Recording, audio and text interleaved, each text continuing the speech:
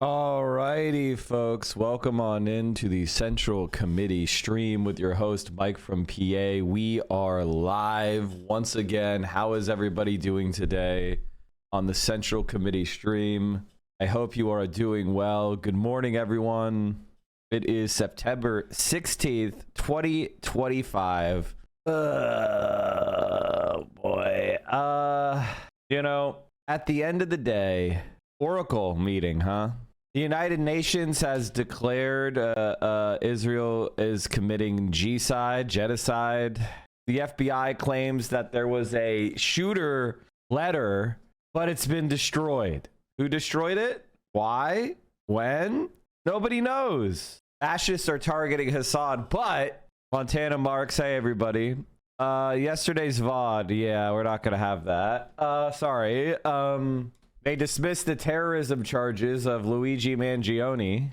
Justice Gregory Caro has dismissed the first-degree murder charge against Luigi Mangione in his state case, finding the DA put legally insufficient evidence before the grand jury, along with murder in the second degree as a crime of terrorism.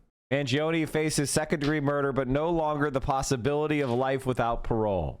So it looks like Luigi is, at least at the state case, no longer facing life without parole. The fascists are trying to deplatform Hasan, but they found a new target, chat. Hasan is kind of boring, and he didn't really call for violence against Charlie Kirk or violence in general, but they have found a new target, and it's the funniest target you've ever seen.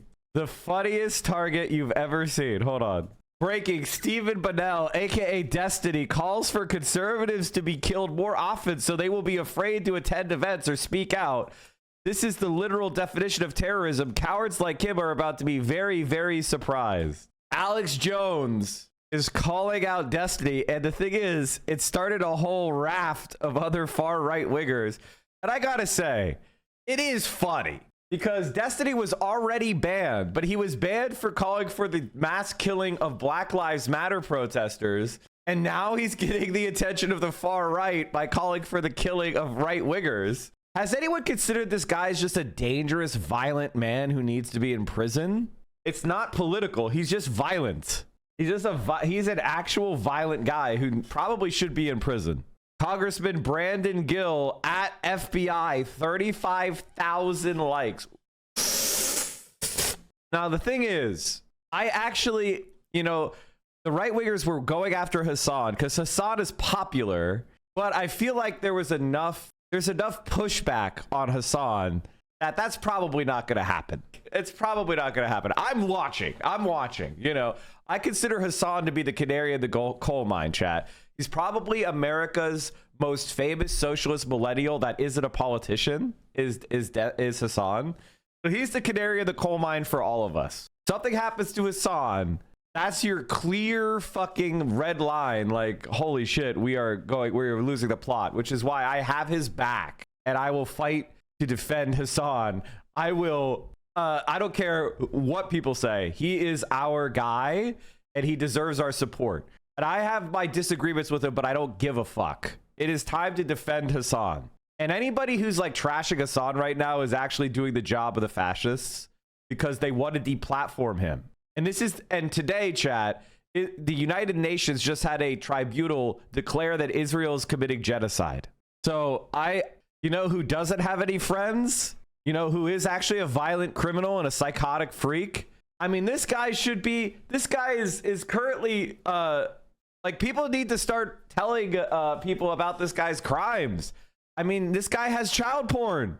He admitted it. Like, this guy is calling for violence. And and Fuentes is... Okay, guys. This is what we need to boost.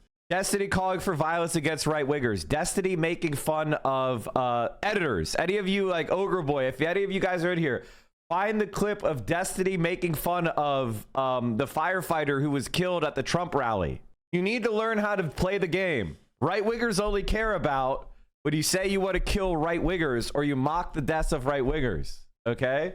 The other thing you need to do is in concert with that, you need to find the clips of Destiny admitting that he wants to kill other people, that you need to talk about the underage, all of the molestity shit. You need to boost that in the same. So video 1, Destiny is, making fun of the killing of the firefighter at the Trump assassination attempt. Clip 2, all of the molested information. And then you post it in a unified post where it's like, Destiny called for more conservatives to be killed. He's been doing this for years. He made fun of the firefighter for dying. And he's also a dangerous sex criminal who is walking around Florida while possessing child porn and doing revenge porn and secretly recording people. You need to do like a complete package of information that right-wingers themselves, everybody could look at and go, wow, this guy's a fucking freak. That's what you need to be adding to the conversation. I don't care about honestly, Fuentes should be worshiping me. That's not going to offend people who don't know who Nick Fuentes is. It offends us because we're left-wingers.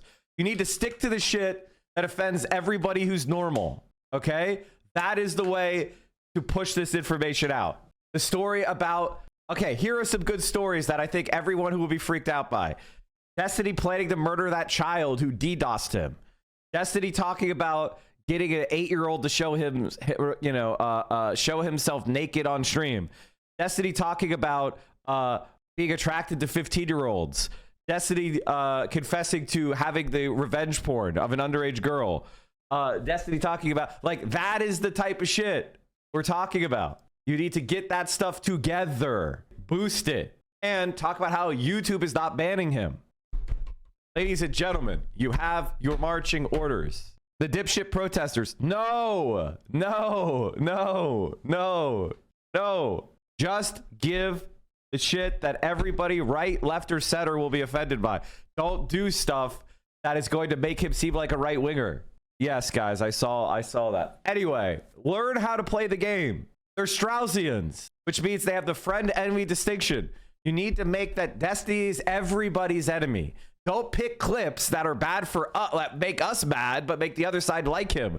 Only pick shit that is indefensible to everyone. This is very simple. Disagree with Mike. Chaos and confusion is good. What? Are we getting the Tectode file soon? It's been delayed. It's been delayed, unfortunately. But you'll probably be Tectode free to at least November. Sorry, guys. I know. I don't want to burn my sources. You know what I mean? So unfortunately, the Tectode dive has been delayed. I should have thought that. I should have jumped the gun. I should have suspected that would happen. Everybody wants. Okay. Okay. I'm gonna put that in my title because everybody's so overexcited about that story. See ya, H3 podcast. You know, no one gives a fuck. The Charlie Kirk death was an op done by Tectode's bots. Yeah, I did see that. I mean, guys, all YouTube and Meta platforms have already been pro-Israel worshiping platforms for years. They've already been pushing Israeli propaganda for years. That's fucking obvious. Let's get into this shit. I was going to talk about the Israel is doing genocide. Did you see this? Make your links work. They let her go early. She was back in the hospital in 2 weeks, and she was this close to passing away if we didn't advocate for the doctors to give her more, for her to get more attention, for her to get more care. And I think even as well, doctors are getting more anxiety because they know that they're not the only elephant in the room when it comes to deciding their patient's care. I have, the other side. So let's see here. Everybody's like, Mike, terror charges dropped for Luigi Mangione. Billionaire Bill Ackman conveyed stormy Israel intervention with Charlie Kirk, sources say. Okay. This is where Max Blumenthal is so fucking weird, man. I get it. Are you implying that Israel killed him? What are you trying to say? Luigi Mangione back in state court this morning. Prosecutors allege he shot and killed United Healthcare CEO Brian Thompson last December in Midtown Manhattan. Despite being accused of cold-blooded murder, Mangione has amassed an online following. Bill Ackman giving $1 million to the shooter's father for turning him in?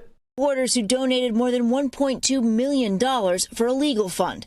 And earlier this month, fashion giant Shein used... They lynched a man at Delta University yesterday. Justice for Trey Reed. I heard about those stories. I heard that there were a couple of black young men who were found hanging in public spaces. Is there any more details on that? I want to report on it. It's just, I don't know enough. See the no foul play suspected. I don't want to jump to too many conclusions because I don't know anything. But that said, I don't believe this. Like, obviously, it's Mississippi. That, you know, I don't believe it. But I also don't know anything. You know what I mean? Like, the story is, like, not cooked. So what I mean by that is it's half-baked. Like, I don't have much information other than they were killed. It's only a sheriff's opinion, yeah, which they don't investigate shit. My opinion is that this was self-done, and I have reasons for that. Wow, thanks, man. Thanks for the argument, man. An ad that appeared to be an AI-generated photo of Mangione. The company taking it down, saying the image was provided by a third-party vendor, and it is investigating. The brazen killing of Thompson, a father of 2 from Minnesota, shocked the country and led to a days-long manhunt. Mangione eluding the police until he was apprehended at a McDonald's in Pennsylvania. His defense attorney lashed out at New York City officials following his arrest. By the way, chat, can I just say, I don't actually think the McDonald's worker was the source of the Mangione report. There were a million tips about, oh, I think I see Luigi Mangione all over the country. Like, why the fuck would like 15 cops show up to this one random tip hundreds of miles away in Pennsylvania? My guess is that there is some sort of parallel construction, meaning some sort of illegal method of surveilling Americans. And then they know where you are, but then they wait for some other legal version of a tip to come in. And then they go, haha, we know that tip is the correct tip. So they're illegally surveilling us at all times. But then when they go to grab us, they try to find some sort of like legal way. Like, oh yeah, we were following this tip. We just decided to follow, of the million tips, we just decided to take this tip. If I had guessed, if I had to guess, it's probably some sort of like SIM card thing. Maybe he had like a burner phone that was with his main phone for a while and they became associated. I don't know. It's hard to say. Facial recognition technology, AI, you know, some sort of like email sniffing. A standing ovation for Charlie Kirk in Canada. Freedom of speech is the cornerstone of a free society. It means we will hear ideas that we disagree with and express. Are you guys gonna do a big speech about my freedom of speech? You fucking disgusting Canadian boils. Views that may be offensive. This freedom can make us uncomfortable or even hurt, but silencing voices, whether for a moment or forever, is never the answer. We must protect a society where people can hold beliefs and share opinions without fear of losing their jobs, being censored, or worse. What? You people are chasing down. They're organizing lynch mobs practically of people who made fun of Charlie Kirk or just reposted his opinions and his quotes. Give me a fucking break. Charlie Kirk was an outspoken advocate for faith, family, and freedom. Many disagreed with him, some were offended. Tragically, on September 10th, he was assassinated in an attempt to silence his voice. But when has political violence ever been the solution? It destroys dialogue, it undermines democracy, and it breeds fear instead of understanding. True progress comes from persuasion, not intimidation. As we grapple with our personal response to this, may we be honorable in our actions. May we fiercely defend the right of our opponents to speak freely. And may we join our hearts with Charlie's family, his wife Erica, and his 2 young children.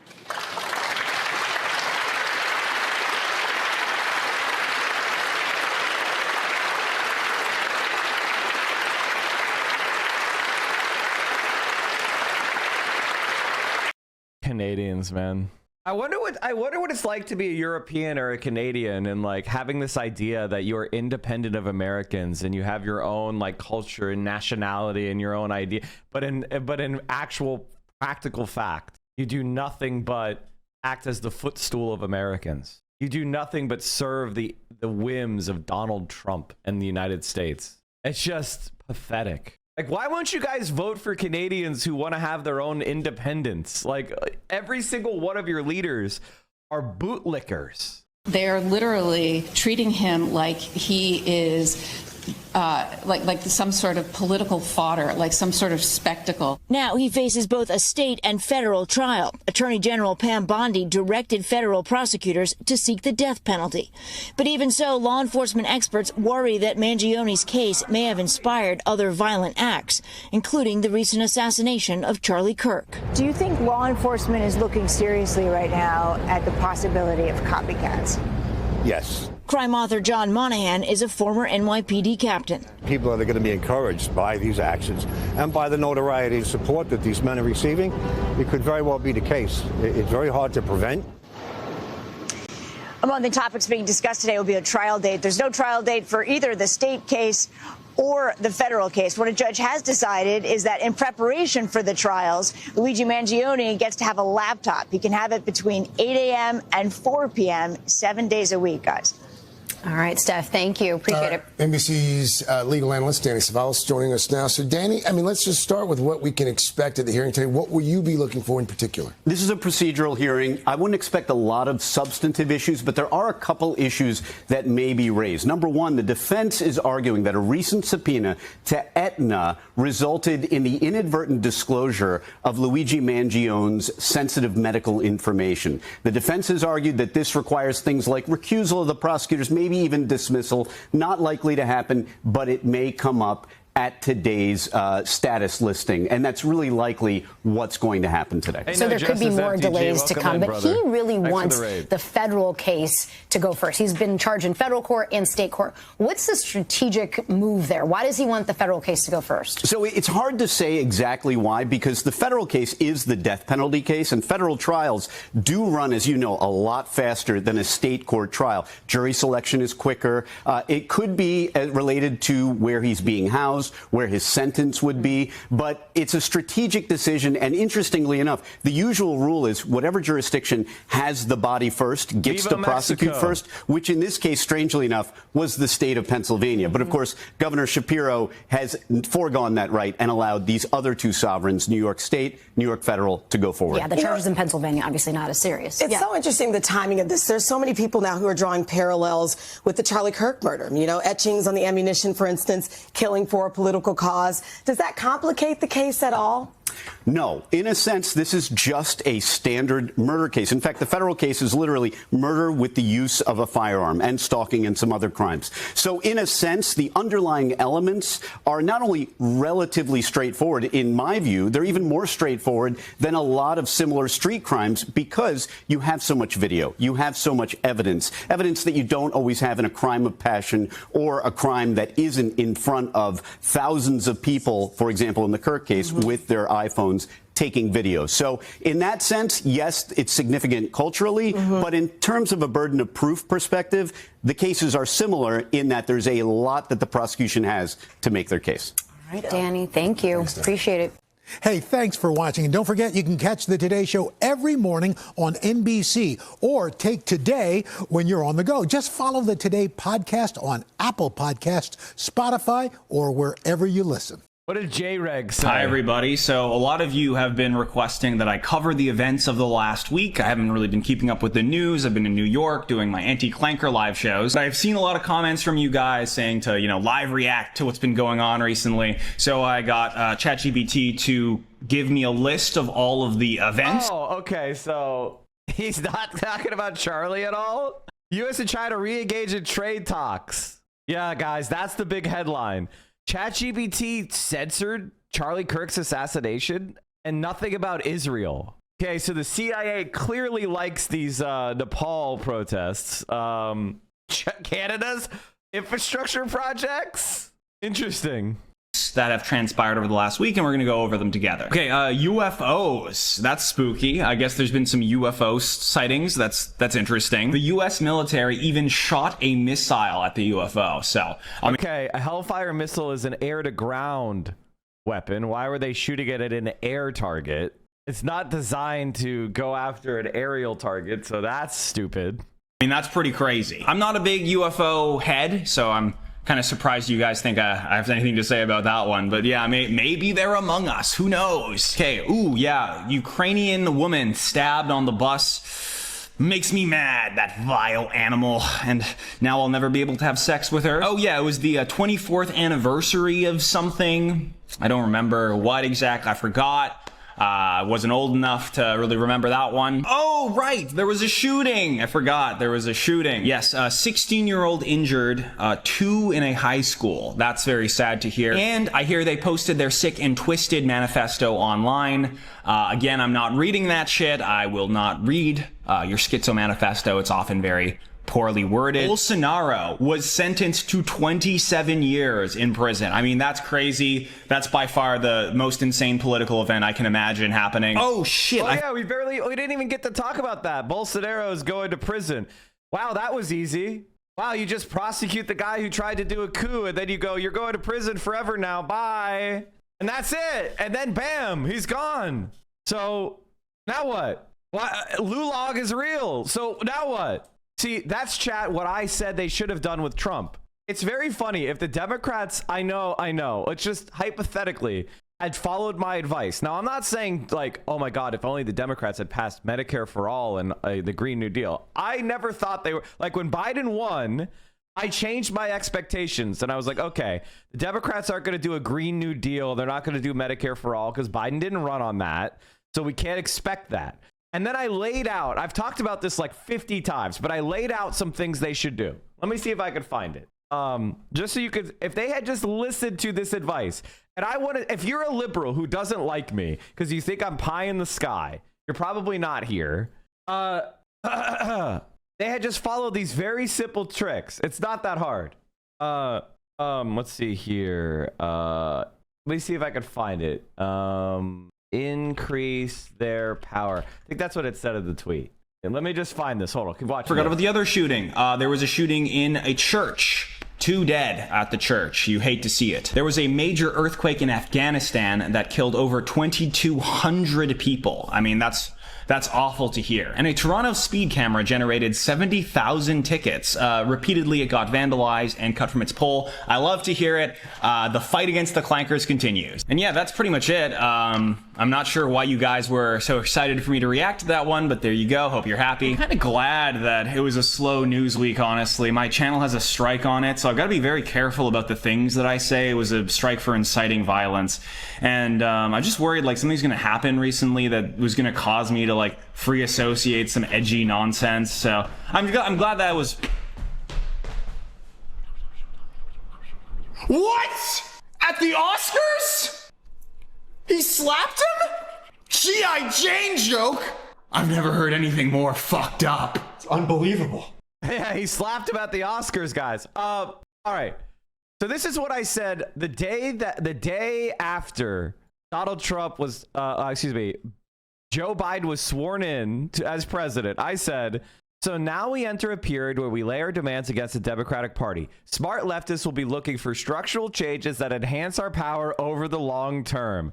That means pro-union labor reform, DC statehood, HR 1, which bans gerrymandering, $15 minimum wage, and more. Now, if you're a liberal, if you're just a libby-lib, what was I asking for that was so extreme?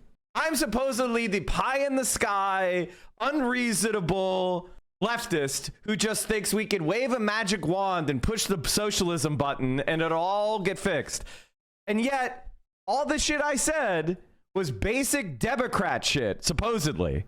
And they didn't do any of those things. But had they done those things, the Democrats would be, it would be 51-53 in the Senate. At worst case scenario, it would be, they would probably hold the House of Representatives right now. And like all of this shit, like even if everything else was the same, just doing those two things would have made taking power, preventing Donald Trump from having control of the government would probably on its face been better. In fact, they probably would have been able to pass more under Joe Biden.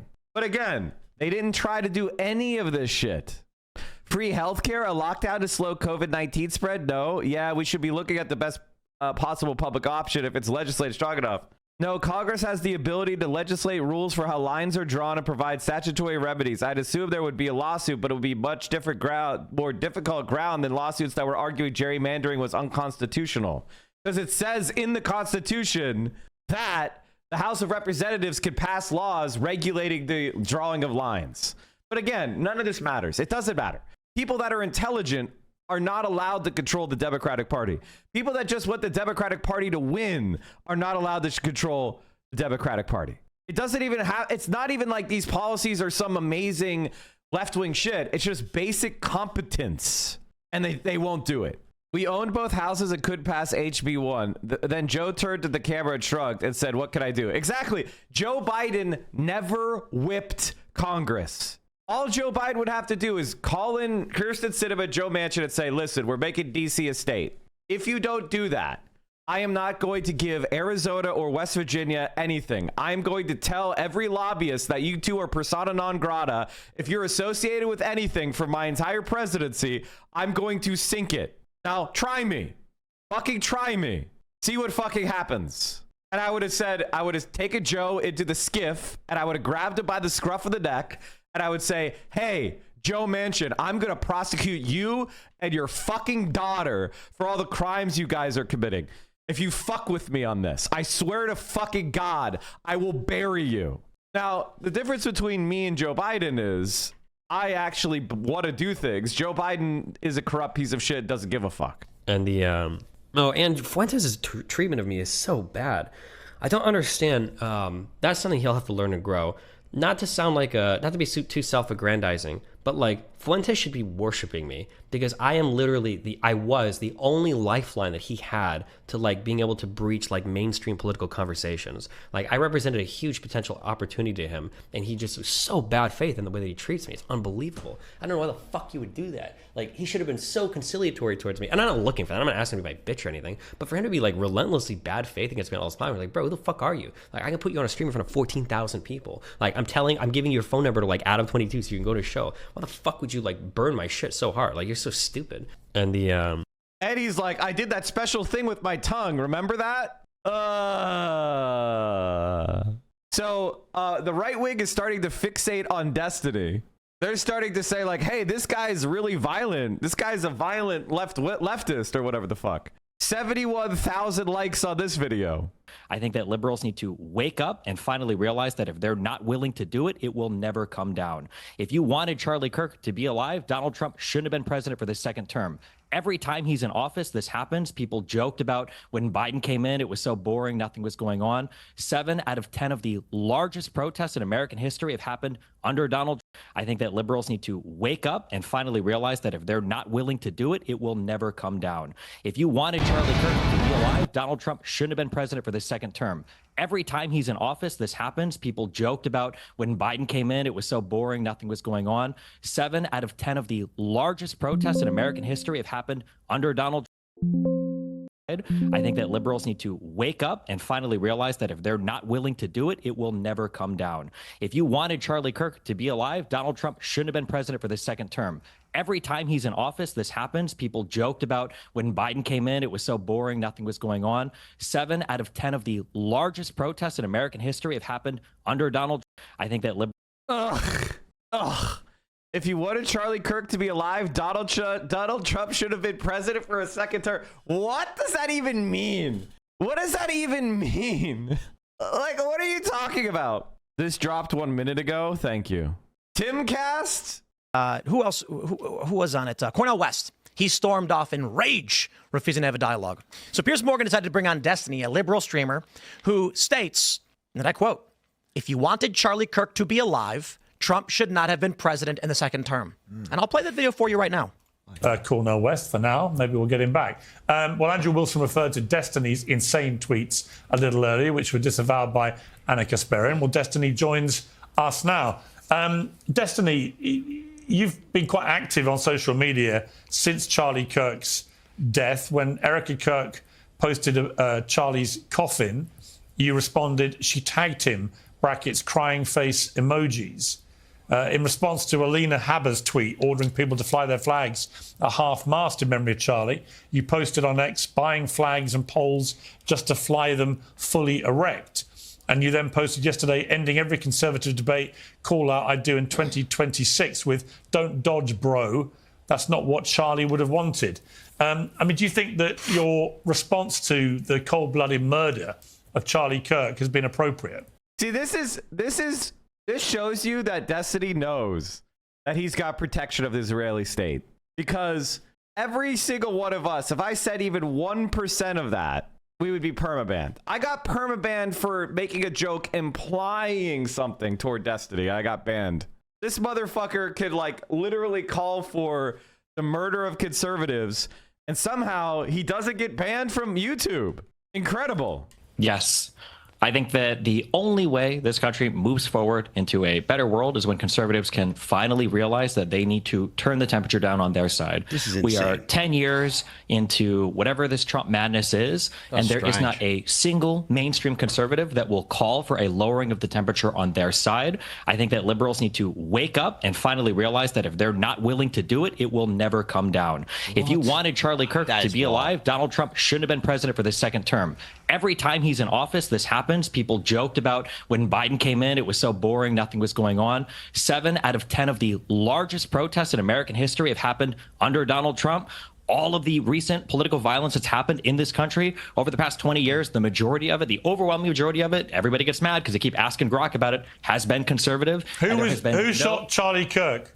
A guy from Utah who was raised in a Christian family. Who was a 22-year-old a guy white described. dude. He wasn't Destiny. trans. He didn't have a trans girlfriend. He didn't have any trans influences. He didn't have any trans bullets. Yeah, I'm sorry, you guys were wrong on all. He's lying. Yeah, but the most important takeaway from that, and I'll show you a bit of this debunking it, how Charlie Kirk's killing sparked unfounded theories about groypers.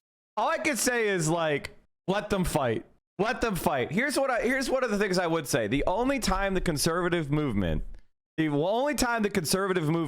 has ever been respectful of our rights is when it was defeated, when it was a small rump, when it had no chance of competing for congressional power, and it was lucky to win the White House. All right? That's where the conservative movement in this country was contained. If you want to defeat the conservative movement, they have to be completely out of power. And that means having a Democratic Party that will actually stand up to them. And what's so fascinating about Destiny is that he knows that his own political takes are wrong and stupid, but he's a sociopath who triangulates his shit to areas opposite to the people that he has declared his enemy. He knows that. What do you think? Chuck, you love Chuck Schumer, man. You love Hakeem Jeffries. You hate Rashida Tlaib. You hate Ilhan Omar. You hate AOC. You hate Bernie Sanders. You hate me. You hate Hasan. You hate Zohran Mamdani. We're the only people that are trying to stand up to the fascist right. You are on the side of all the capitulators. Dummy. Stupid. Moron. It's honest to God. Incredible. Hasan Piker should be banned on Twitch and then deported back to Turkey. And before people on our side cry about hypocrisy, remember that you can't say the word simp or R word on the platform, but you can openly incite murder against conservatives. Did you see the drop site report on the DK PR firm getting a $200K contract to run an Israeli bot farm? God, I wish I had free speech. God, I wish I had fucking free speech. Enough is enough. Nick Fuentes, who has fantasized about the assassination of Charlie Kirk on numerous occasions, is now taking up the mantle. Yeah, this is the other thing. Do we have a clip compilations of all the times that Destiny fantasized about this? Do we have a clip compilation of all the times Destiny's fantasized about assassinating Charlie Kirk? Has that been created yet? Like, come on. I quote retweeted Elon Musk and said, paging Jeff Bezos. Since Hasan wants to claim that in the clip, which he told hundreds of thousands of Twitch followers to go murder people, was out of context, which I didn't do that. I just wanted to remind everyone that Hasan called for the assassination of Tom Cotton to his roughly 1 million followers. Now, even in this image that they're posting, you can see what is taking place. Okay, here it is. Tom Cotton. I mean, this is it, right? Hasan posts a meme image of the contraption, and Tom Cotton is calling directly for people to put their hands and violently do self-help against American citizens in violation of the law. You don't have the right to put your hands on any other American unless they are attacking you. It doesn't matter if they're being obnoxious. It doesn't matter if they're blocking traffic. You don't get to put your hands or use your vehicles to batter people. Okay? Now, if they put their hands on you, well, they're battering you. But you don't get to do that first unless they're threatening you. Urge people who get stuck behind the pro-Hamas mobs blocking traffic, take matters in your own hands to get them out of the way. Okay? That's a sitting from Arkansas, straight up saying you should do violence to protesters that are peacefully exercising their First Amendment rights. And somebody asked me if I should put energy toward Destiny. Destiny needs, like, listen, let's be completely honest. A lot of the attacks that go against Hasan and myself, the attempts to deplatform us, come from Destiny. This guy is a threat to pretty much every other content creator in that he foments a dangerous community of stalkers, and he is taking advantage of young women with mental illness, teenagers, to sexually exploit. The guy is a revenge pornographer. The guy admitted to holding CSAM. This guy is a dangerous criminal who makes the entire streaming space more unsafe. And he puts the entire political streaming space in danger, doing calls of violence that go unaddressed by platforms. What if Destiny's fucking fans go and kill someone? This guy needs to be deplatformed. I'm sorry. He has to go. He's just as much of a... He platformed Nick Fuentes in the first place. There is no Nick Fuentes without Destiny. Like, I'm sorry, but this guy, he is not on our side. And he has collaborated with the right wing time in and time again. A guy who leads a volunteer org I work with is a Destiny fan, is trying to convert me. Feel sad, man. I would go to all the other people in that org and get him removed. That guy needs to go. I'm sorry, man. You need to be going around that guy's back, and you need to get him out of a position of power, because that guy is a fucking freak and he supports a pedophile. If he has ever mentioned you with any shit with Destiny, go and find all of the Destiny clips, him calling for the assassination Black Lives Matter protesters, him talking about you need to put together a clip compilation and go to everybody else in that organization saying, we need to remove this guy. He's promoting a pedophile who's a dangerous, violent content creator to people. He did it to me and I was disgusted. I'm dead fucking serious. Fuck that guy. Anybody who promotes Destiny should not have any position of trust with volunteers or anybody. Dead serious. I guess Pixie also said the same thing. This post is funny because it perfectly illustrates the asymmetry of violent rhetoric from the left and right. A Republican senator is insinuating that people should kill protests, but are demanding accountability from the content creator who is responding instead. And that's precisely what I said too. Elon Musk obviously retweeted this other Holocaust-denying, lolly-loving pedophile account. He's been doing that quite a bit these past couple of days. Okay, he said, paging at Jeff Bezos, why won't you listen to this pedophile Nazi and ban Hasan Abi Piker? And then I quote retweeted it and I said, you're such a weirdo, man. And said the asymmetry of acceptable violence also exists in speech. Interesting that a direct call to action to violently take care of pro-Palestine protesters exercising their First Amendment rights by a senator is not seen as violent, as opposed to a meme schematic in the QRTs as a response. But that didn't stop there. Elon Musk, who is obviously a billionaire, who is one of the most powerful people on the planet, who has made it his life's mission now to possibly get me deplatformed, or maybe worse, was then highlighted by Nick Fuentes with a you. Okay, Nick Fuentes, who is supposed to be a critic of Israel, who has said a lot more violent about Charlie Kirk than I have. I've not said anything violent about Charlie Kirk. As a matter of fact, I've debated Charlie Kirk and I was slated to debate Charlie Kirk. Nick Fuentes, on the other hand, has spent most of his career actively outflanking Charlie from the right, calling him a demon, calling him a fake Christian, saying that he's given his life to Satan, consistently talking about what must be done to Charlie Kirk, is now actively trying to take on the mantle for Charlie Kirk. Let's take a look at what Nick Fuentes has said about Charlie Kirk. I think a lot of people are starting to find out Charlie Kirk is not the patriot that he says he is.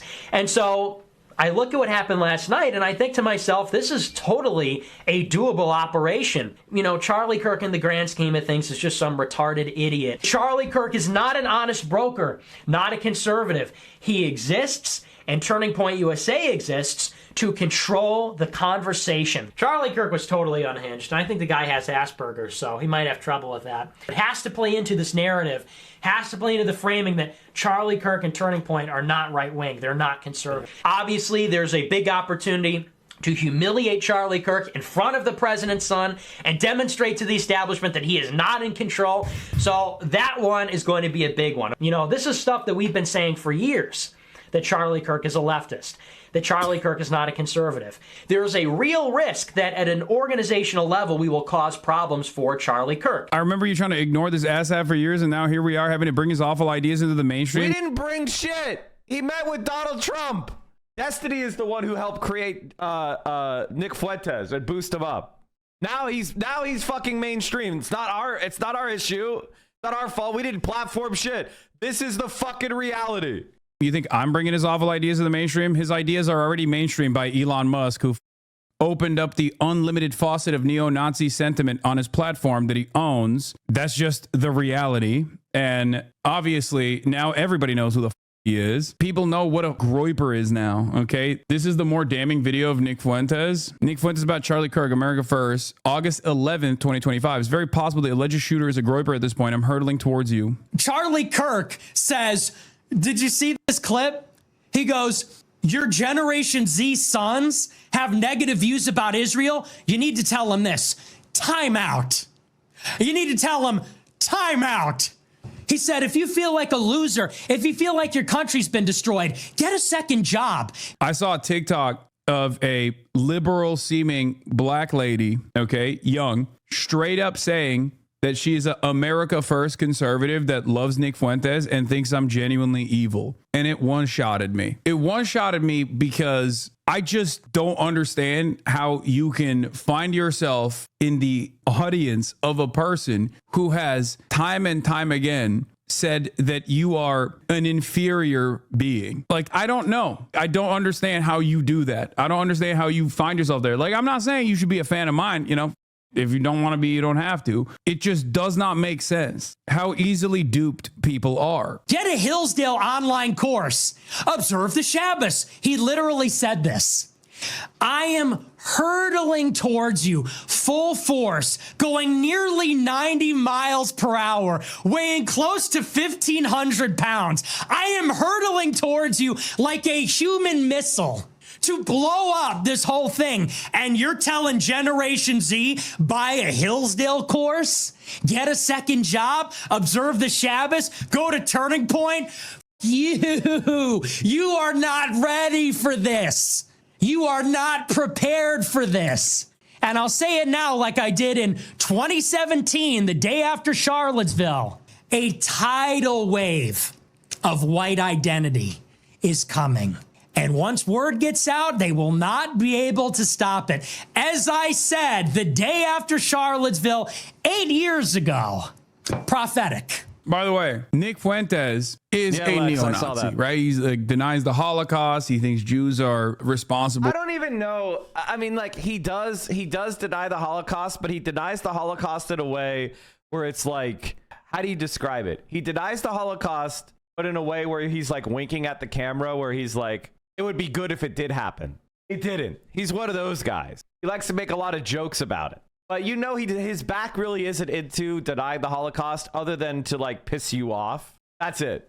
For all of society's problems, all this stuff, right? Nick Fuentes also happens to be a neo-Nazi that is anti-Israel. He's been anti-Israel from the jump. Not because he cares about all the people that Israel has killed, mind you, because he's obviously also viciously and vehemently anti-Muslim, anti-Arab, anti-whoever he considers to be not white. Now, Nick Fuentes himself is Hispanic, so that is also up for debate whether or not he actually fits into the in-group that he is actively claiming is superior and should be defended, and the out-group that should be excised and destroyed. Because of this reason, because he was a very visible person who was anti-Israel for many, many years, he has been able to present himself as an earnest actor here, an honest actor, like a honestly anti-Israel actor. Part of the reason why I was always troubled by a bunch of cynical right-wing grifters who claim to be anti-Israel specifically to garner the attention of mass audiences that they realize are looking for that kind of commentary. And part of the reason why even people like Nick Fuentes, who are honestly anti-Israel, or at least they were, but for anti-Semitic reasons, the reason why I thought that this was a dangerous prospect for a very long time was because it was going to give them amazing momentum. And it did. And now he's in a position to cash that in, okay? He can turn around and say, I've been debanked, I've been prosecuted, I've been pursued because I was right on Israel over and over again without actually revealing what his true opinion is. And unfortunately, even... Did you guys see the Netanyahu speech? His fascist rant? Did you guys see his fascist rant that he did today? Let me see if I can get it. He said that Israel needs to become super Sparta and that life is more important than the law. Before this here, we'll watch more of this later, but I don't know if you saw this, chat, but the United Nations has officially had a formal tribunal declaring that Israel is committing genocide in Gaza. So it's not like a debate at this point. Yeah, Sparta. That's what I said. The United Nations Commission of Inquiry has released a landmark report on Israel's actions in Gaza. It's found that Israel is committing 4 of 5 acts of genocide under the 1948 Convention, holding it responsible for carrying out genocide against Palestinians. The report states, since October 2023, Israeli forces have bombed civilians in homes and shelters and safe zones. More than half of those killed have been women, children, and the elderly. Palestinians suffer torture, sexual violence, forced displacement, and cultural destruction. Israel has imposed a siege on Gaza, cutting off food and water, power and medical aid, starving Palestinians, and ignoring orders of the International Court of Justice. Israel's deliberately inflicted conditions to destroy Palestinians in Gaza, including reproductive violence.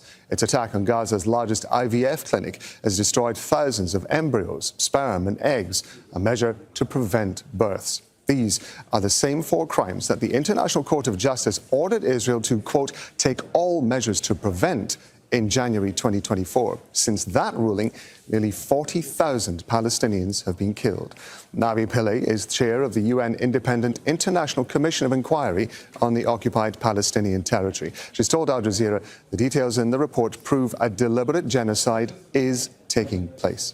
We've identified the president, Prime Minister Netanyahu, and the former Minister of Defense. Based on their statements and the orders that they've given. So we have identified individuals. We have not done an investigation of all the individuals involved. I think future work by the Commission will get down to that. We're not dropping anything. Because these 3 individuals were agents of the state, under the law, the state... Did you see Kyle do a shout out to you in one of his videos? No, I didn't see that. I did see he made a video about Destiny debating XQC. Who gives a fuck? Why the fuck would you platform Destiny? Are you okay, Kyle? Are you okay? What the fuck is wrong with Kyle? Then is held responsible. So we say it's a state of Israel that has committed genocide. Don't miss out. Get the full... Through the night, Israel's air assault on Gaza City intensified still further as its ground forces readied to move in. By Israel's own estimates, as many as 650,000 Palestinians remain in the city. This morning, rescue efforts underway to recover survivors from new ruins. This block, home to dozens of people, hit at 1 a.m. Rescue workers find Mara al-Haddad trapped. Over 10 long hours, they work to free her leg and at last take her to hospital. She says she knows of 2 other girls who didn't get out. Other witnesses say more than 20 remained trapped. Israel says thousands of Hamas fighters remain in Gaza City. The Defense Minister Israel Katz today calling it Hamas's governing symbol, that its fall would prompt the fall of Hamas, and that if Hamas fought on, Gaza would be destroyed. As the biggest Israeli ground operation since the start of the war unfolds, a determination today from the UN Commission of Inquiry on the occupied Palestinian territory that Israel is committing genocide. The Commission says it's found evidence of systematic and unprecedented killings, deliberate starvation, denial of health care, sexual and gender-based violence, and the direct targeting of children.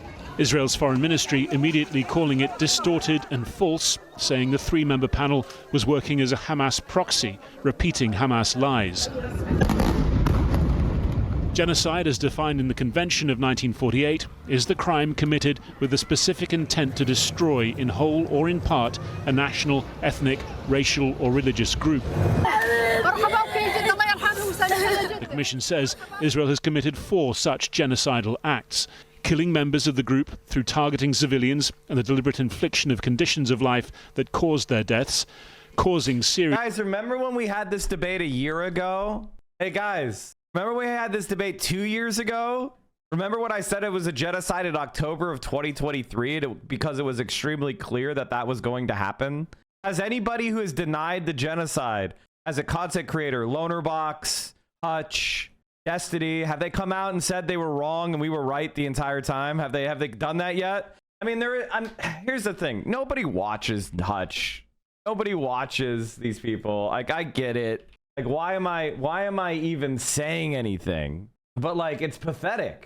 Bodily or mental harm to members of the group through direct attacks against civilians, mistreatment of detainees, forced displacement, and environmental destruction, deliberately inflicting on the group conditions of life calculated to bring about its physical destruction in whole or in part, including blocking essential aid, food, water, electricity, and fuel, and finding that starvation had been used as a weapon, and imposing measures intended to prevent births within the group through the attack on Gaza's largest fertility clinic, reportedly destroying around 4,000 embryos.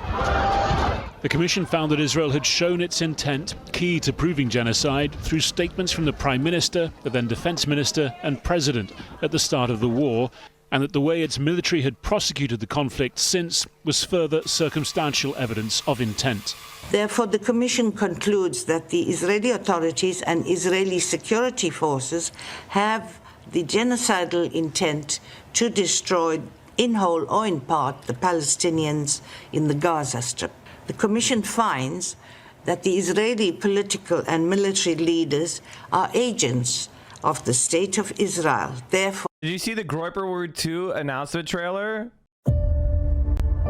I am declaring a new Groyper war against the Trump campaign until we can figure out what the hell is going on. I'm declaring a new Groyper war. You have alienated us. You have ignored us. You don't listen to our concerns. We have been left behind. The Trump movement and the GOP have moved on without us. It serves Israel and corporations and immigrants, but it doesn't serve Native Americans. What about Native Americans? What about Americans?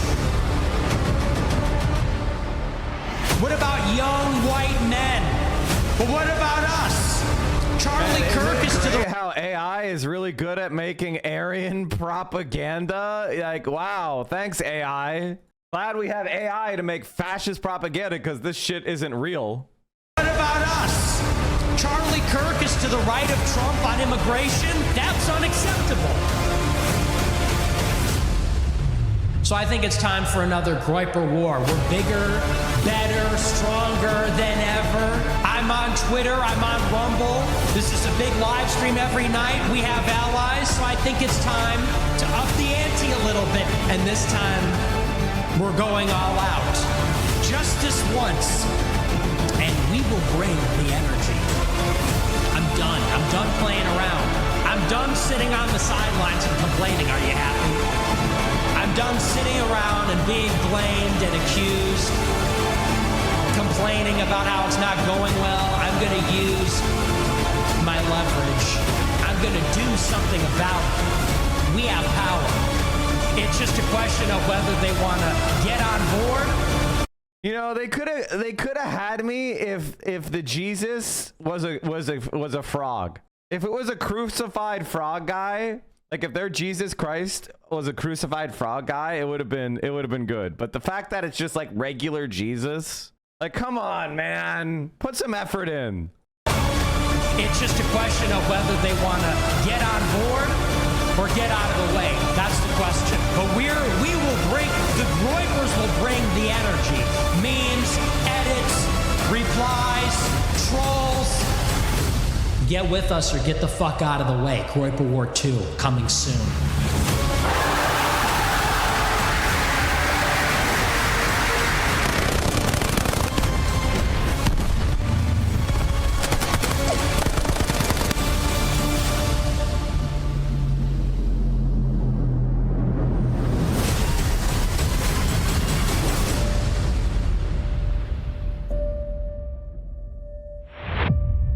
$59,000 views.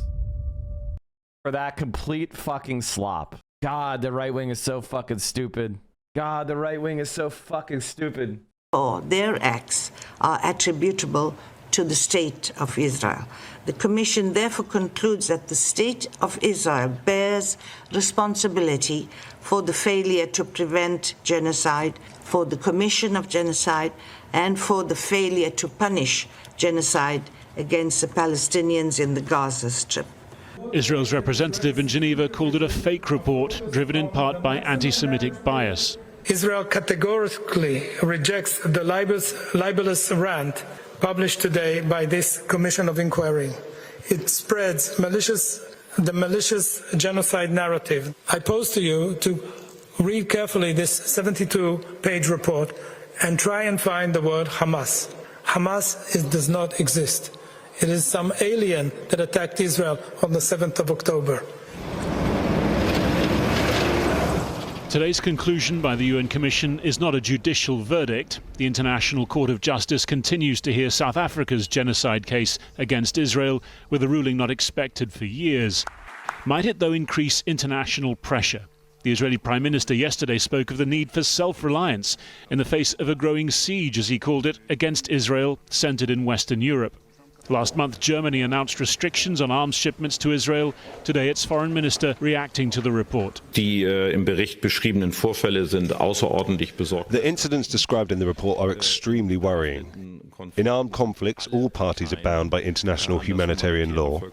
In order to end the suffering in Gaza, we believe it is crucial, as we have repeatedly emphasized, that a ceasefire is finally reached. Dass es endlich zu einem Waffenstillstand kommt. But Israel's key ally holding out little hope of that. The US Secretary of State swapping Israel for Qatar today, saying Hamas now had only days or weeks to accept Israel's terms and cease to exist. Few in Gaza expect anything other than Israel's promised invasion into Gaza City. Thousands more today thronging the coast road south as the military of the UN Commission is now formally accused of carrying out a genocide, intensifies its campaign. And American money is going to this. British money is going to this. The Spanish just declared that they're not going to give any more. They're canceling all contracts with Israel, and they're boycotting any international sports competition with Israel in it, and they want to kick Israel out of the Univision, which, you know, it is what it is. Luxembourg just recognized Palestine. Like, look at how pathetic the world's response is to genocide. Right, well, joining us now is Nimer Sultani from the School of Oriental and African Studies in London, an expert in international law. What then is your assessment of this report from the UN Commission of Inquiry? This report further solidifies the consensus amongst the international legal scholarship, amongst the human rights community, amongst genocide studies scholars, Holocaust studies scholars, that Israel has been committing a genocide since October 2023, that this is not a war, but a genocide. When you see the mass slaughter, when you see the massive and comprehensive destruction of everything from cemeteries to schools to mosques to healthcare system to water infrastructure, and when you add to that the starvation and the over 20,000 Palestinian children killed, the inevitable conclusion, according to the UN Commission of Inquiry, which is an independent commission, that this is a genocide. Israel has been committing a genocide in Gaza since October 2023. What is the distinction here? Because there is an International Court of Justice case ongoing brought by South Africa against Israel, accusing Israel of genocide. This isn't a judicial finding or judgment, is it? As you say, it's a commission. So legally, what power does it have? What standing does it have? This UN Commission inquiry becomes the first independent commission that also mentions that this is a genocide by Israel. And therefore, it solidifies the consensus and becomes a nail in the coffin. Meanwhile, the NYPD is sending 13-member delegation of New York area police chiefs and commissioners visited Israel this week. This is the New York area, not just the NYPD, under a program run by the Ministry for Diaspora Affairs dubbed Birthright for American Police Chiefs. What the fuck is this shit? Of genocide denial. And this genocide denial has acted to delay action on behalf of states, to delay recognition of the genocide in media outlets, in academic institutions, and of course of government. I mean, Israel points out, or has said today, that this is a report that hasn't mentioned Hamas in any of its 72 pages, that Hamas and its fighters acted with genocidal intent on October the 7th. And it says that this is a report based on falsehoods by Hamas and is acting as a proxy for them. What's your response to that? Obviously, this is false because in June 2024, the UN Commission of Inquiry produced two reports. One report about Israel's violations of international law till then, 120 pages, and another accompanying report of 60 pages of Palestinian violations of international law. So the UN Commission has been comprehensive in its treatment of international law. You talk about the obligation on other international actors to respond to this. I mean, we have seen from Germany last month a restriction on some of the arms sales to Israel. It is responsible, estimated, for about 30% of military equipment sales to Israel. And as well as that, we've seen Benjamin Netanyahu himself yesterday talking about the need for Israel to be a super Sparta. He says that there is a burgeoning siege, especially in Western Europe, against Israel. I mean, do you see a shift in the international response, and do you see it potentially going forward from here? The UN Commission is asking all states to stop all arms embargo, all arms sales to Israel, all arms trades with Israel, not only 30% or part of it. And what we have seen so far, timid actions by European states. So many European governments like the UK sanctioned what they call extreme ministers in the government. But if you look at the UN Commission report, it focuses on Netanyahu, it focuses on Gallant, it focuses on Herzog, which Starmer have received only recently, but the UN Commission inquiry says. And by the way, like, American and British militaries are actively aiding Israel. The British planes did mid-air refueling for the Israeli planes that bombed Doha. What a joke. Incited to genocide. And this UN Commission of Inquiry report is a damning indictment of the policy of the UK government, of the European Commission, of European states that have failed to act, that have continued to shield Israel from accountability, to granted impunity, and in fact have been complicit in Israel's crimes in Gaza. Israel has announced its ground invasion into Gaza City. I mean, are we looking at the last phase of the Israeli operation now, and all this talk really is not going to be effective? So the Israelis have been clear that are seeking the ethnic cleansing of the Palestinians from Gaza. The destruction of Gaza, that, with all military units, they have now bulldozers that are destroying house after house after house. And this systematic destruction, as Netanyahu himself said in May 2025 in the Israeli Knesset, is intended for the Palestinians in Gaza not to be able to come back to their homes. Well, they would say that they are destroying Hamas infrastructure ahead of their ground invasion to root out the last remaining thousands of Hamas fighters. And they have said that in the future, Palestinians will be allowed to return. Well, if you are going to destroy the Palestinians entirely in the Gaza Strip in order to defeat Hamas, that's also genocide. There is no security rationale for the total destruction of the education system. There is no security rationale that can justify the total destruction of the healthcare system. There is no security rationale, the UN Commission of Inquiry says, for the killing of over 20,000 children. Nothing justifies that. All right, Nimr Sultani, thank you very much for joining us today.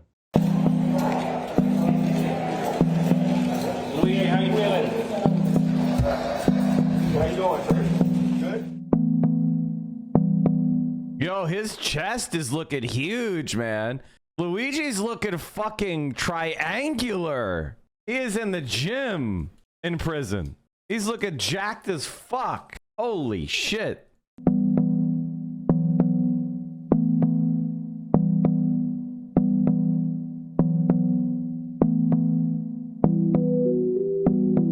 So the cry, okay, they were just doing a very terrible, of all the people who have been denying genocide again, accountability archive and for Israel, and how much of a fucking rat all of the billionaires are, and how they do nothing but propaganda for Israel, and how they're trying to control all these platforms.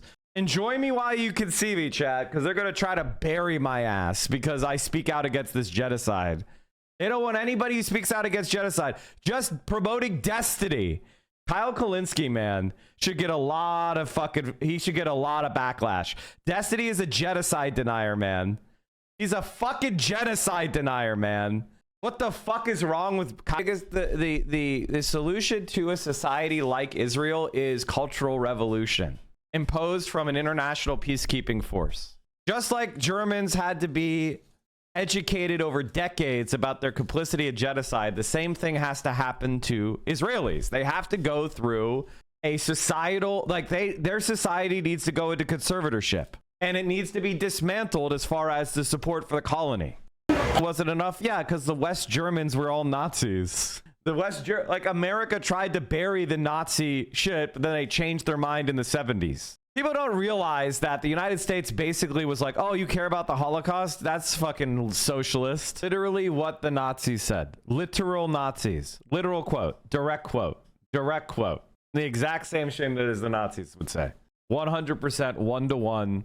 Now, I can't speak without getting in trouble. I cannot speak the truth about what should be done. To understand, chat, that this is the nature of fascism, is that they have this belief that there's a dichotomy between moral rectitude and effectiveness. That's what makes you a right-winger. And the reality is that you are far more effective when you expand your moral horizons than when you contract them. This is just wrong. And every society that has contracted their moral consideration falls down. See all Arabs as subhuman, all Muslims as subhuman, and they think killing them is moral. It's like saying they're morally right because they're killing the vermin. That's what the Nazis believed. This is just Nazism. This is a more fascist society than Nazi Germany was. Nazi Germany had severe resistance. They had to construct concentration camps for German leftists who were resisting the Nazis. They had to arrest dozens of members of parliament of the Reichstag. They had to arrest millions of German citizens. They had to have a Gestapo policing the politics of Germans. Israelis are more fascist than the Germans were during the Holocaust. Period. Fact. There is no resistance in Israel. None. None. Most fascist society were far more concerned about Iraqis during, like, even at the height. Within 9 months of the invasion of Iraq, there was a larger and growing group of people that were like, hey, what we're doing in Iraq is wrong. Like, this is the most, and that's defending Americans, which are warmongering country. This is the most evil country I've ever seen. Like, what the fuck? How are they? Israeli officials telling CNN that Israel has launched its ground incursion into Gaza City. The Israel Defense Forces calling on residents to evacuate, quote, the combat zone, saying it is destroying Hamas infrastructure. The sources say the operation is going to be phased and gradual at the beginning. The ground incursion was supposed to proceed only after the Israeli military forced the complete evacuation of the densely populated urban area. But so far, only a fraction of the population has actually left the city. Meanwhile, the Israeli defense minister posting this on social media today, saying in part, Gaza is burning. The U.S. Secretary of State meeting in Doha now after meeting with Israeli Prime Minister in Israel on Monday. Sources tell CNN Marco Rubio told Benjamin Netanyahu that Israel has the full support of the U.S. for the assault on Gaza City, but stressed the operation should move quickly. I think we have a very short window of time in which a deal could happen. They're fucking drunk. We don't have months anymore, and we probably have days or maybe a few weeks, so it's a key moment, an important moment. All this as an independent United Nations commission concludes that Israel is committing genocide against Palestinians in Gaza. Israel has denounced that report. Let's go now to CNN's Paula Hancock joining us live from Abu Dhabi with all of this, and it seems we are entering another chapter, Paula. That's right, Brian. We have a statement as well that's just come in from the Israeli Prime Minister Benjamin Netanyahu saying, quote, "We began an intense operation yesterday in Gaza.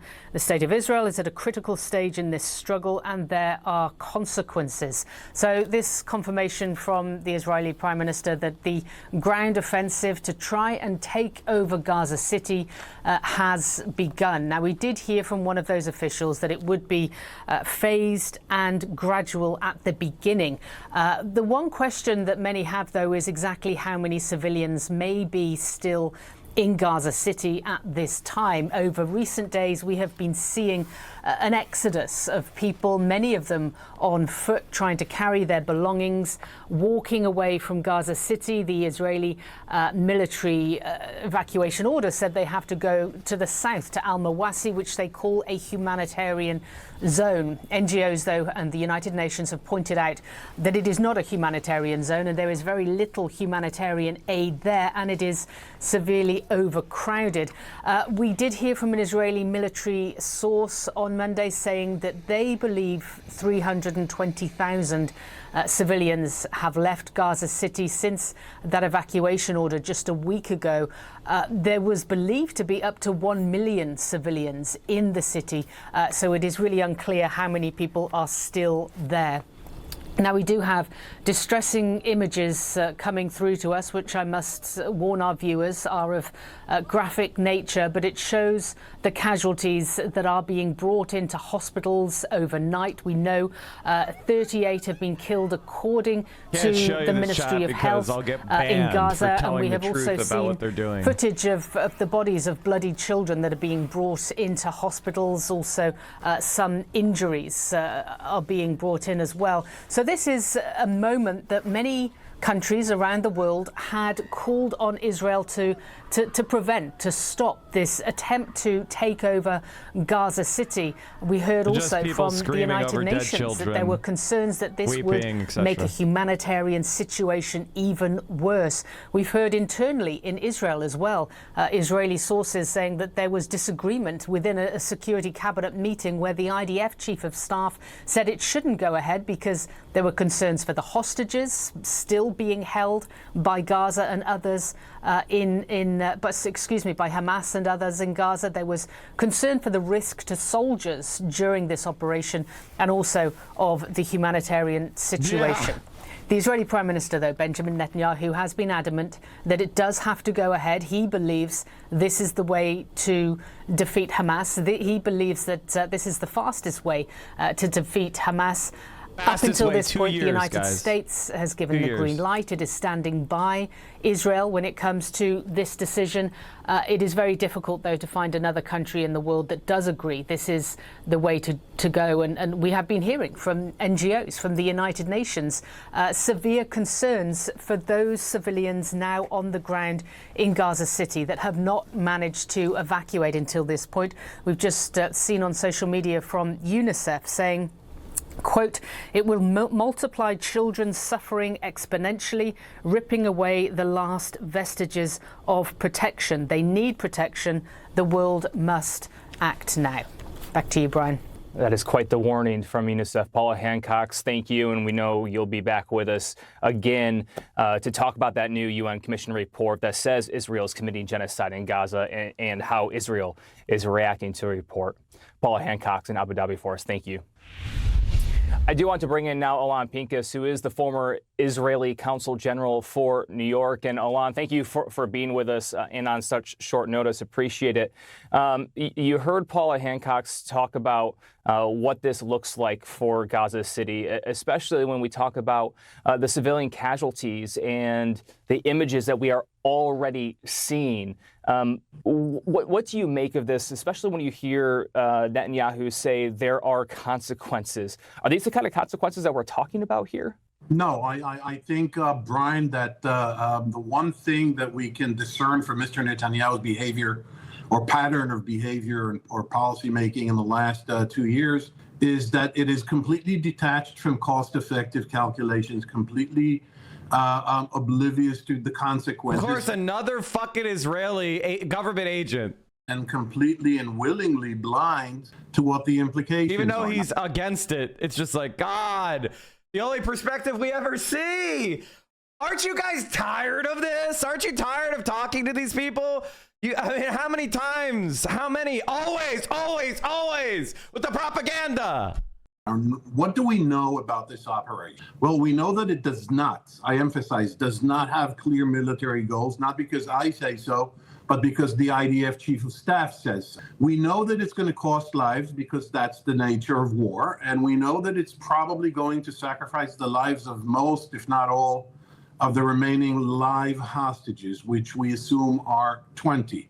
We also know that if this, as Paula correctly described it, is going to be phased and gradual, if this goes on, then by the end, when it ends, rather, within a week, within a month, or within 4 months, it's going to be guerrilla warfare in a densely populated or densely urban warfare setting, which means that Israel effectively will occupy 75% of the Gaza Strip and 75% of Gaza's population, without an end in sight, without any vision of how this is going to play out, with the world looking, condemning, criticizing, and opposing this, and that UN recommendations on Israeli genocidal intentions that you just quoted and said you'll come back to with Paula. So what we do know is that all international pressure and all domestic reservations and pressure that Netanyahu faced, he proved to be impervious to. He just has one thing and one overriding principle in mind, and that is to perpetuate the war indefinitely right now. That's what I want to ask you next. Is you talk about the world looking on. You talk about the pressure that other nations were placing on Netanyahu and on Israel. Yet here we are in this moment. Was it going to end up here regardless of what happened, regardless of the casualties? Because we also heard that it was going to be slow and steady, yet Marco Rubio wants it to be quick. That's what the U.S. is approving of. That doesn't square with one another strategy-wise.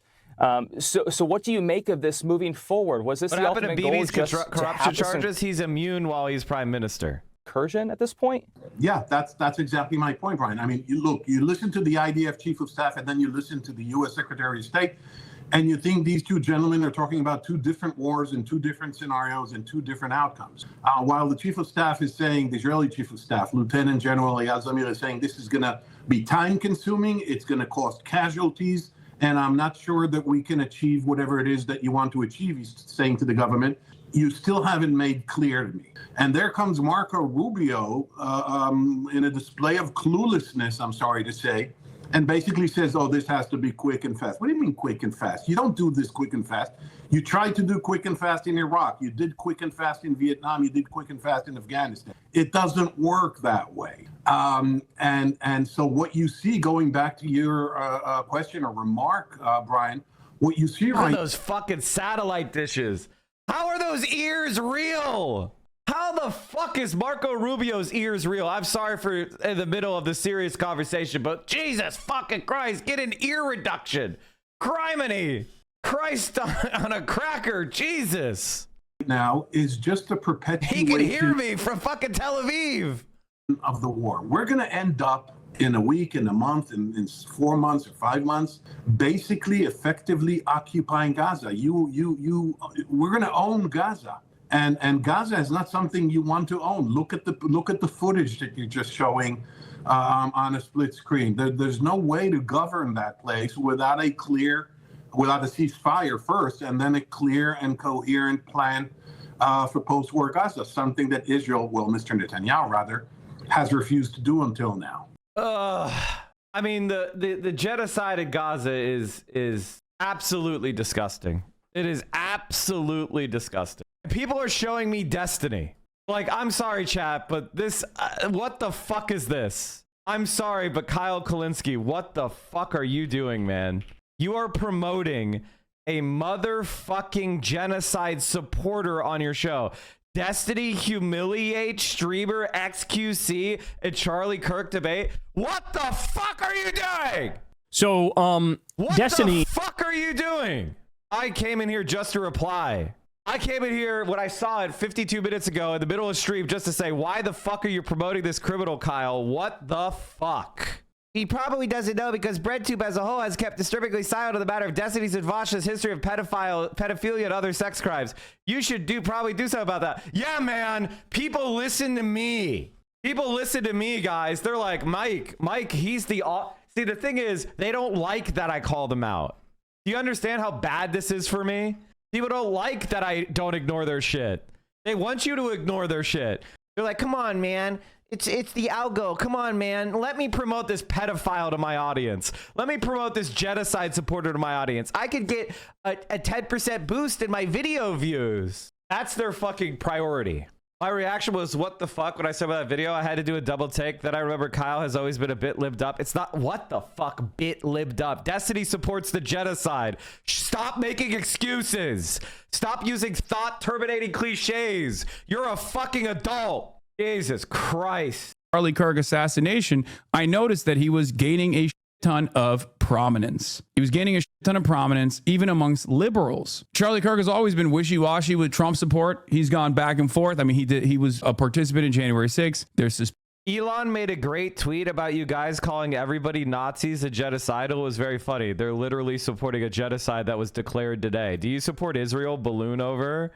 Do you support Israel? You just created your account 4 days ago. You fucking pussy. Come back on your real account. You fucking pussy. Suspicion that he might even be a cooperator with law enforcement. If you're wondering personally, like, oh, well, he's turning on Trump because Trump is too pro-Israel or whatever, that's not new. He has done that for a while. One of the big fears that I had was that Americans are more comfortable with anti-Semitic narratives when it comes to anti-Israel than actual materialist analysis as to why Israel plays this role. And that is happening in real time. And now he is positioned to seize control of the seize control of the throne, basically, to become the forward-facing Gen Z guy for Republicans. Let him, this will drive down their numbers. What? I don't think you understand. He is a shrewd operative, very cynical, and also has the capacity to be funny at times, which is very dangerous. Charlie Kirk did not have that capacity. Nick Fuentes, despite presenting an even greater threat, being a straight up out and about Holocaust denying fascist, actually can be funny at times, which is how he is able to win favors with a broader audience. He's a cynical room reader. He knows how to position his perspective in a way that comes across as appealing to liberals as well. He is a person that has been able to withstand the full faucet of deplatforming. And in spite of all of that, given the attitude shift that has been seismic on the issue of Israel, he's been able to basically claw himself back into relevance. And he's gotten a lot of help along the way, obviously, from the likes of Destiny, to which Destiny openly admitted to, saying, you know, I put him in front of so many podcasters, including like No Jumper and all these people. No, and Fuentes' treatment of me is so bad. I don't understand. That's something he'll have to learn and grow. Not to sound like not to be too self-aggrandizing, but like Fuentes should be worshiping me because I am literally I was the only lifeline that he had to like being able to breach like mainstream political conversations. Like I represented a huge potential opportunity to him, and he just was so bad faith in the way that he treats me. It's unbelievable. I don't know why the he would do that. Like he should have been so conciliatory towards me. And I'm not looking for that. I'm not asking him to be my bitch or anything. But for him to be like relentlessly bad faith against me all the time, I'm like, bro, who the fuck are you? Like I can put you on a stream in front of 14,000 people. Like I'm giving you your phone number to like Adam22 so you can go to his show. What the fuck Not only was Destiny like debating Nick Fuentes, this is a very important point. He was pulling strings behind the scenes to help him grow. Burn my shit so hard. Like you're so to which he then went along with like the whole Kanye train as well. Yo, you know I'm here with my white supremacist homeboy Nick. We back. There are many prominent right-wing figures online that are openly propping him up. Tucker Carlson being one of them.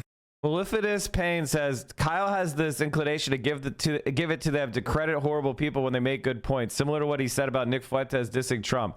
I don't think he doesn't delve into the characters of people with platforms on his show. Somewhat pathetic, and I'm glad Crystal Ball called him out when he spoke positive about Nick Fuentes. And to be honest, he did present him as a Holocaust denier Dista, but you don't got to praise him, man. Destiny is a Holocaust denier too. It's called the Gaza Holocaust. Destiny is no different than Nick Fuentes. He is a sex criminal. He is a revenge pornographer. He is a purchaser of CSAM and possessor of CSAM. He is a denier of a Holocaust. He has called for violence. He said he planned to kill a child. He said he wanted me and Hasan to kill ourselves. He said he was planning on killing a lot of his orbiters. He calls for violence. He called for violence against Black Lives Matter protesters. He defended Kyle Rittenhouse. Like, what the fuck are you talking about? This guy is a fascist, and he's Nick Fuentes' collaborator and promoter. If you support Destiny, you are a scumbag. Period. No exceptions. Asmongold being another. He is very well positioned. Yes, Nick Fuentes, alongside Kanye West, had a dinner with Donald Trump as well. Or lunch. Or I think it was dinner. It doesn't really matter. But basically, the real reason why he has garnered this level of attention and this level of prominence is because a lot of people, Aiden Ross platforms him all the time. Aiden Ross, who is Jewish himself, has literally watched all of his videos and keeps saying he's based, he's awesome, attacking all of Nick Fuentes' enemies. I think Nick Fuentes is very funny, and I like a lot of the shit he says. Now, a lot of people are going to look at me and call me crazy. You know, I don't give a fuck, bro. This is why I love Kick. This is why I love my community. But like I said, the real reason why he has garnered this much attention in the last year or so is because the attitude shift on Israel has been seismic, and he has been seen as an honest anti-Israel guy, a guy who has been anti-Israel for a very long time. And a lot of people don't make that assessment. They don't think like, why is this person anti-Israel, for example? They also feel that way. They also feel anti-Israel because you should feel a level of animosity towards a apartheid state that is unchecked, that is taking unlimited funds from America, from American taxpayers, and unlimited weapons to destroy the entire existence of a population of people, the Palestinians. But he's been able to use that anger and resentment that people have to prop himself up. That's the real reason. And that's the real reason why he was able to position himself against Charlie Kirk as well. They're pretty much aligned on everything, with the exception of Israel, right? Which is why he was always angling his position to showcase how honest he was and to showcase how dishonest Charlie was, despite, and even at times showcase how dishonest Trump was, despite the fact that he rode Trump's coattails as well. That's where we're at. Do I know where this goes? I don't. I haven't really followed Nick Fuentes too closely. I don't know how much of a shrewd operator he is and whether or not he will actually reposition his commentary away from on Israel to basically become the administration's guy, because that's the one thing that I don't think the admin will allow. You can't go beyond like Tucker Carlson style narratives when it comes to speaking out against Israel. And Nick Fuentes certainly goes beyond Tucker Carlson. If you notice, Tucker Carlson will speak out against Israel in a way where he will speak out against Israel in a way where he won't ever turn around and be like, this is the Jews. This is the doing of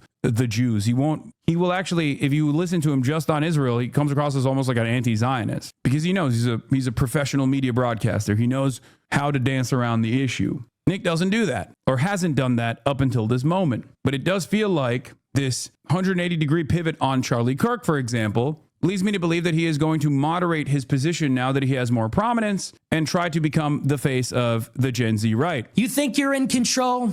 Do you feel in charge? Who else we going to bring in? Elon, Tucker, Candace. You know what their next move is going to be. It's been fun. It's been fun. It's been a good time. But pray for your boy. Because he knows. I mean, they're hiding his connections to the shooter. Like, we all know it. We all know it. The roommate being on Landlord Love subreddit. Like, come on. We know it. Because the problem is, look, I've been doing this for a long time. People watch the show. They're like, this show's great. I've been saying this for 10 years. All this stuff, I've been saying it for 10 years. That's why they locked me up. That's why they shut me down. The problem is I'm just saying it now to everybody. And they're going to make me pay. In one way or another, they're going to try and shut me down. Do you think his fans will turn on him if he tries to moderate himself and be like Charlie? No. Pissing his pants about you on a show too? Somebody like Hasan Piker. That was why I thought it was funny when he was like on me on his return stream that he did, right? On Rumble, I believe, in the aftermath of Charlie Kirk's assassination. He said that I didn't sufficiently grieve Charlie Kirk, that I'm a dangerous and violent individual who needs to get deplatformed. And it's really interesting because, like, I am perhaps the most visible, the most prominent anti-Israel media figure on the left. And also, there is a reason why the ADL has been up my stop and rarely ever discussed Nick Fuentes in the process, especially in the last 2 years. And now he wants. I am just like, I'm so disgusted with the so-called center left. The so-called center left disgusts me, man. Yeah, they're fucking losers, dude. They're disgusting fucking losers. They're so fucking stupid. How the fuck? I mean, Kyle, like, I'm sorry, man.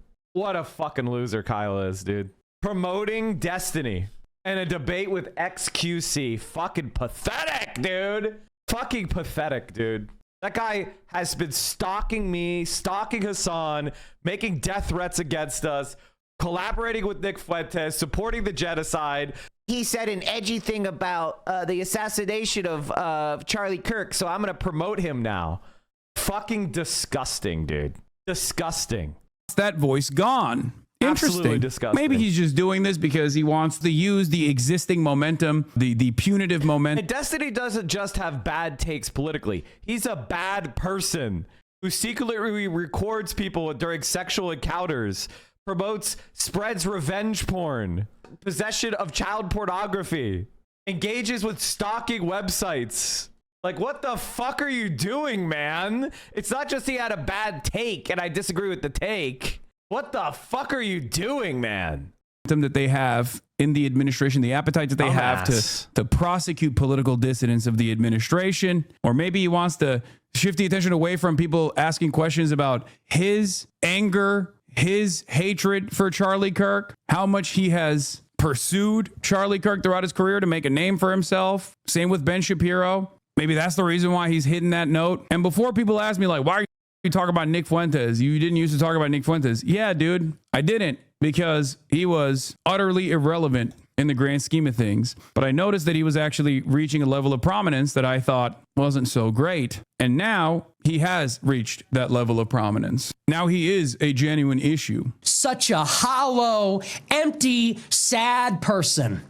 Hasan Piker saw Charlie Kirk, someone that he knew, get shot in the neck and his neck erupt with blood. We don't need to be graphic about the details, but everybody should look at that long and hard and let it sit with you. When Hasan saw that, his first... He called Kyle an anti-Semite not too long ago. A fake humanitarian agency, and what they do is they lure Palestinians from all over Gaza to come to a specific area in Gaza and say, hey, we're promising you food, we're promising you medicine. Then they show up, the IDF opens fire and murders them. Why? This is anti-Semitism. Because it's called a genocide, you fucking loser. There was just a report today from snipers saying we would draw an invisible line, and anybody who walked over the invisible line, we would shoot anyone, man, women, and children. It was just a confession that happened today from an IDF sniper today. They did it again. It's been confessed to 10 fucking times by 10 different media institutions. But Destiny is an illiterate fucking loser. And this is retarded anti-Semitism. Like, how stupid or would you have to be to believe this and then report it? To lure people to food stations and open fire in the places that are probably gonna have the most amount of people reporting, recording, and observing. Like, this is so stupid. They've killed all of the Al Jazeera journalists, and they've annihilated over 300 Palestinian journalists, and there's no foreign press allowed, you fucking dumb rat fuck. They hired a Nazi biker gang, you illiterate dipshit. But what do you think you're even saying? It's so dumb. Bursts of gunfire erupt close by. At least 15 shots. If Kyle platformed Destiny with a single 4-minute segment that Hasan recently platformed Destiny 2 and the word has no meaning. If Kyle and Hasan are lives, there's no meaning to words. Okay, you are stupid. You're not allowed to be in my channel. I don't care how long you've been following. Fuck you. You're stupid. Get out of here. You're not welcome. He's saying Destiny did a good thing. Hasan is not running around going how Destiny did good things, you dumb illiterate fuck. Get out of my channel. You're not welcome. The contractor who took the video told the catch-all for all the refuse I ban. We know what channel I'm talking about. AP that he saw other contractors shooting in the direction of Palestinians who had just collected their food and... Like, come on, why wouldn't they have just blown them all up at the beginning? No, that would be so obvious. Okay, so what's the plan instead? To set up food stations over the Gaza Strip and then tell them to come for food, and then when they come, we're actually just gonna kill them there. Like, it's comically... And Kyle's like, yeah, I would have promote this sex criminal pedophile genocide apologist. What a dumbass. Actually stupid thing. Now, I like Kyle, but goddamn, dude, what are you fucking doing? Reaction was to make a glib remark about gun control.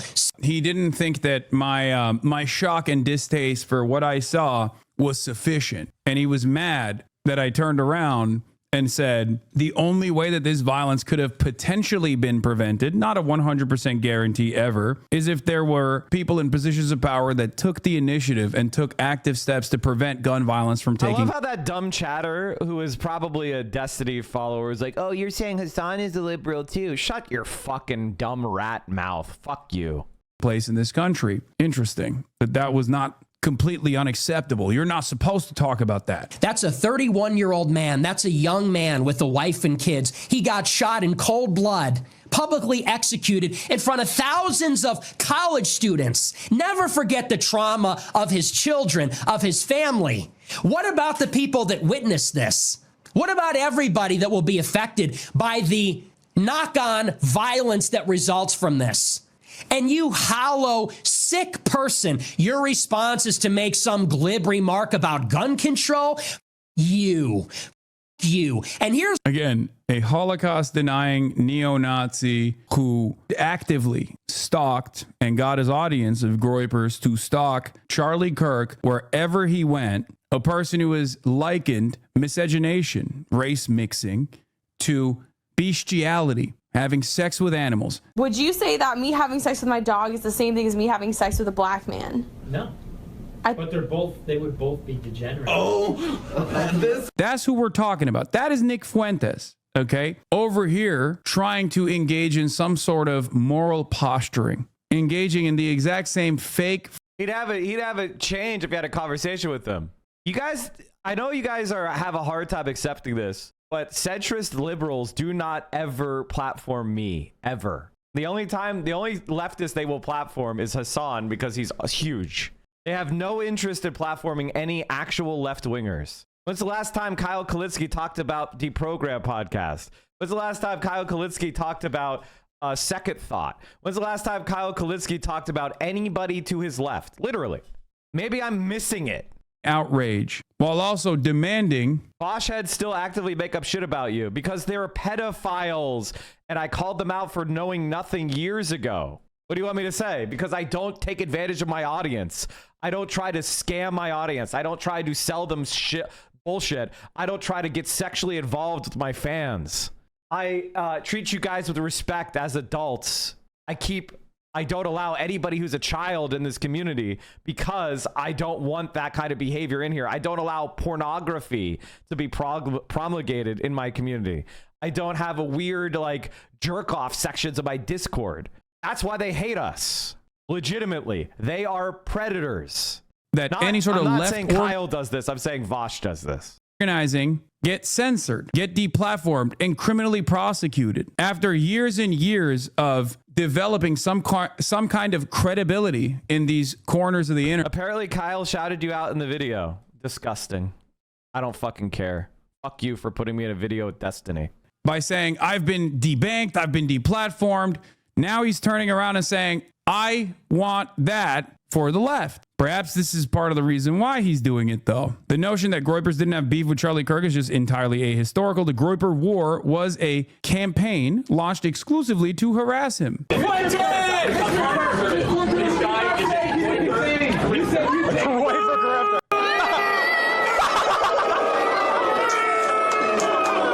left liberals don't like to promote leftists. I'm sorry, but it's true. I don't know what else to say. They do like to promote their Harry Sassans and their various right-wing Democrat, their hey, has Kyle made a video on the fact that his friend Dave Packwood doesn't talk about the genocide? Did he do a video about how Brian Tyler Cohen doesn't talk about the genocide? Has he made a video calling any of these grifters out? I mean, maybe he has and I missed it.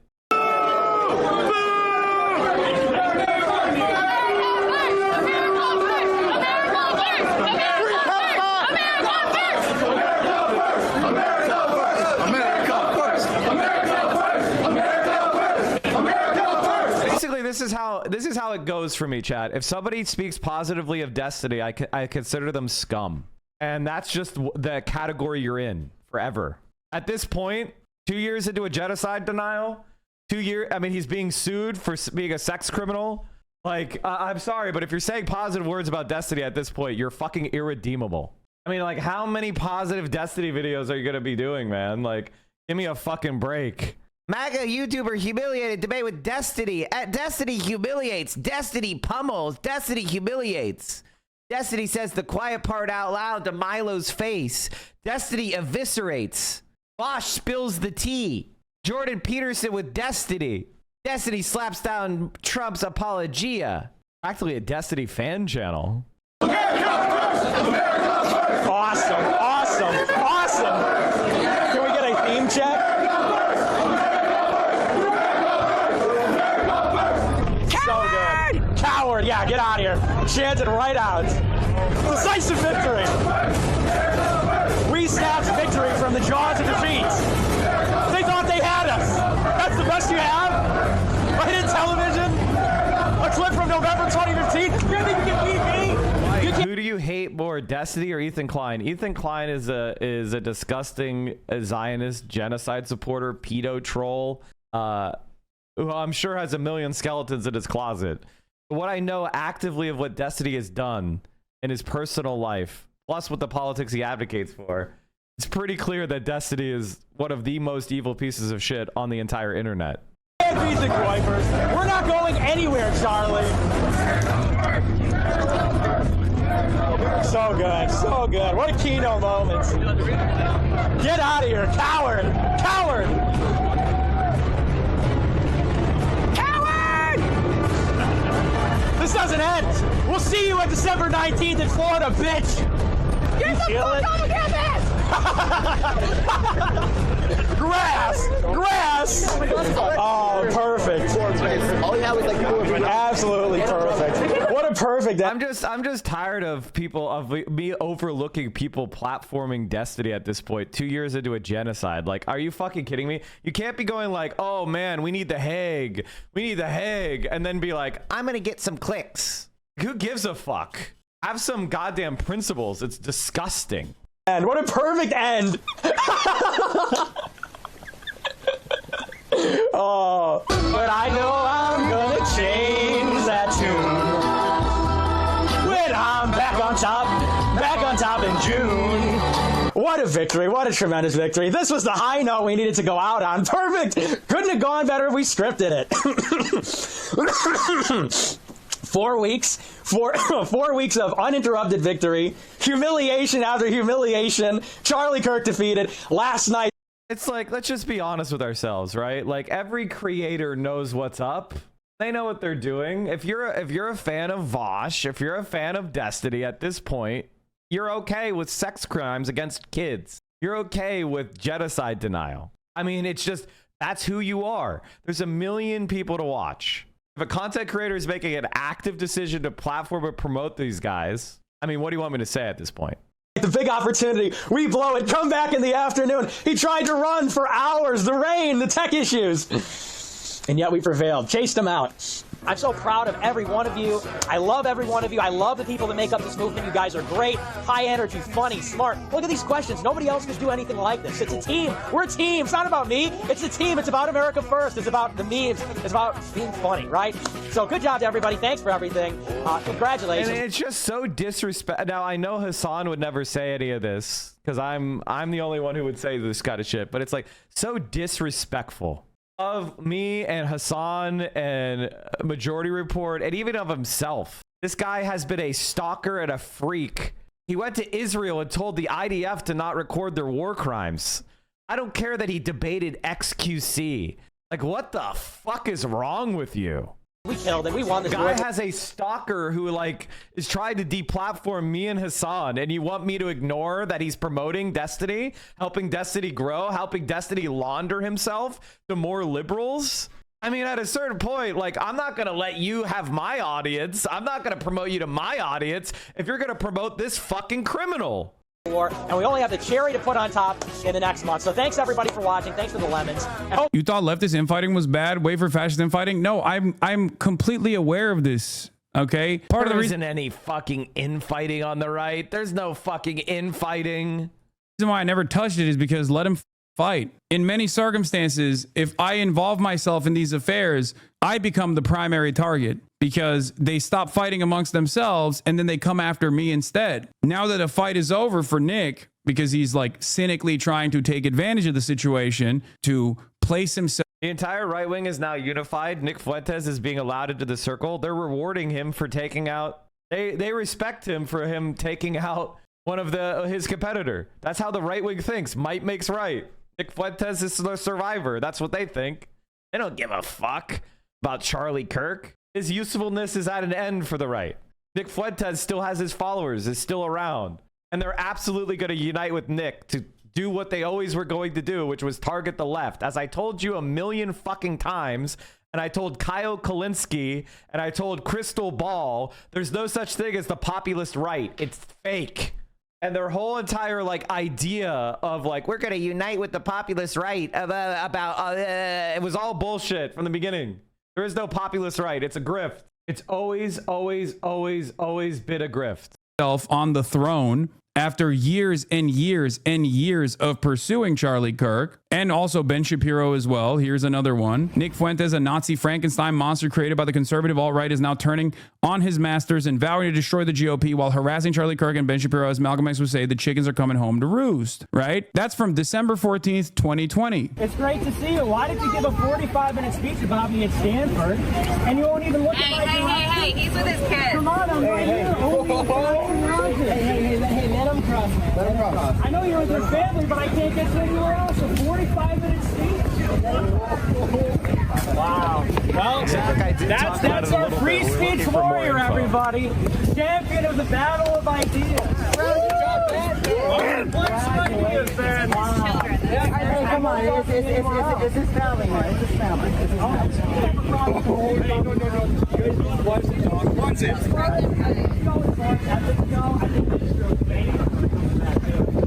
Aren't you supposed to rise above instead of going down in the mud with someone? He gave a 45-minute speech about You're only repeating that because you're trying to make yourself sound important and you're not. They've been swearing him for years. This is the only time we can get him is when he's crossing the street and he uses, I guess he's just like the Palestinians using human shields, right? That's what I'm trying to say. But wait, there's more. Since 2020, he's never stopped. This has been his agenda forever. Here is Squirrel also pointing this out. For those unclear about the difference between Nick Fuentes and Ben Shapiro, hates Muslims, hates LGBTQ, hates immigrants, hates women's far-right nationalism. Ben Shapiro is Jewish and also pro-Israel. The alt-right, and Nick Fuentes specifically, hates Jews and also hates Israel. There are some in the alt-right that hate Jews but love Israel as well, for the record. The far-right contains multitudes. There are also plenty of people who are pro-Israel but also deeply anti-Semitic. I would say broadly the evangelical Christian movement is broadly anti-Semitic, but also very, very pro-Israel. They think that Israel has to be given to the chosen sons and daughters of God so that the rapture can happen. And this is the last time I saw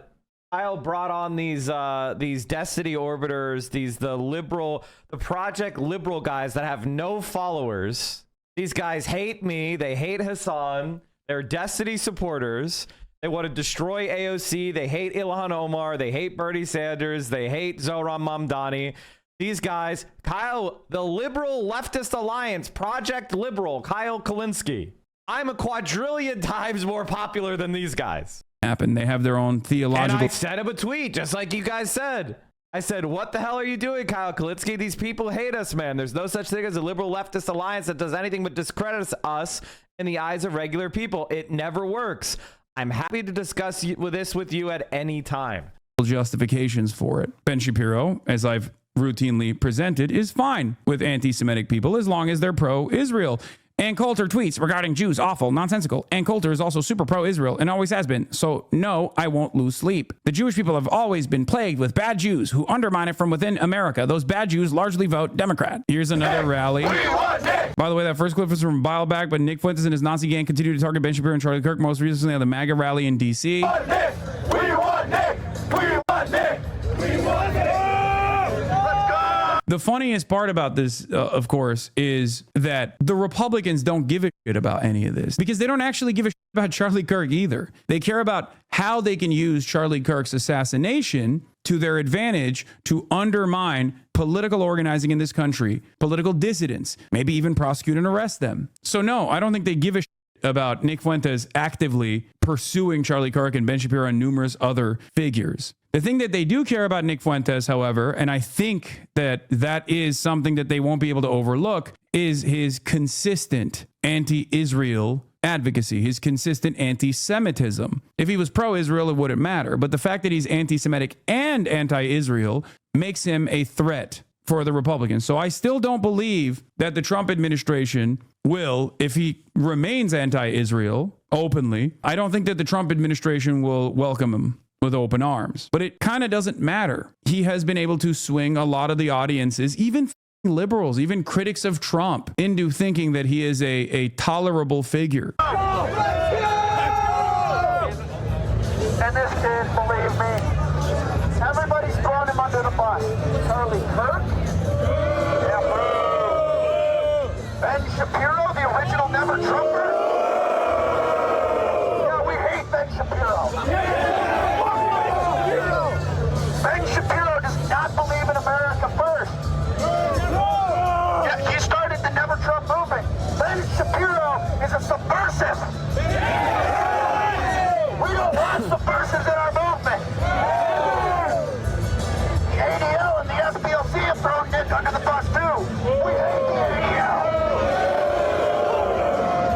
This was also the rally where Fuentes vowed to destroy the GOP. The reality of the matter is he's always flip-flopped with both supporting the GOP and then vowing to destroy the GOP. My point is, I mean, he's an opportunist. He has stayed consistent on one. And it's something that I've been saying for a long time, by the way. Right-wing populism isn't real. It's always at the service of the capitalist class. The whole entire idea of Crystal, like, oh, we're gonna work with the populist right, and they're gonna go after the billionaires, and we're gonna like rein in Wall Street. Like, are you fucking stupid? It's not real.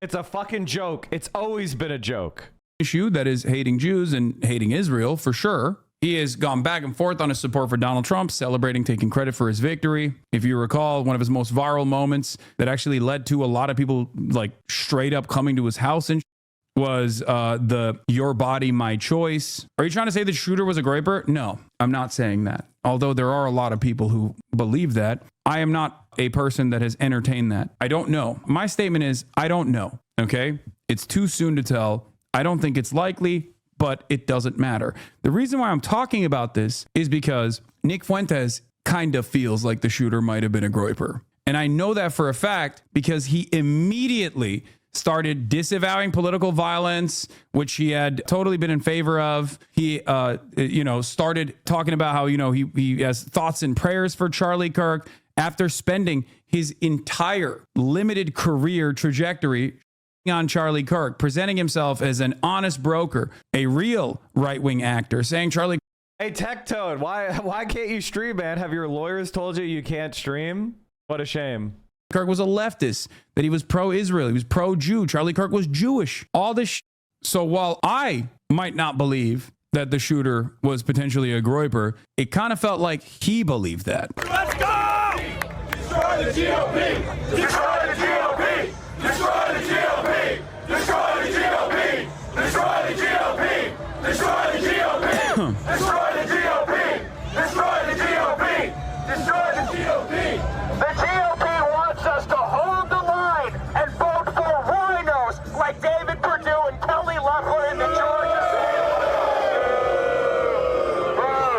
And there are a million other instances of this, which is, I think, part of the reason why he was talking about how he didn't consider my initial assessment sufficient, claiming that I wasn't sufficiently grieving. But here it is. That's my message to Hasan Piker and every liberal cocksucker. Vio has brought me a bowl. Thank you, Vio. It's so funny that he calls us cocksuckers. It's so funny that he calls us liberal cocksuckers. Catboy Kami visiting lately?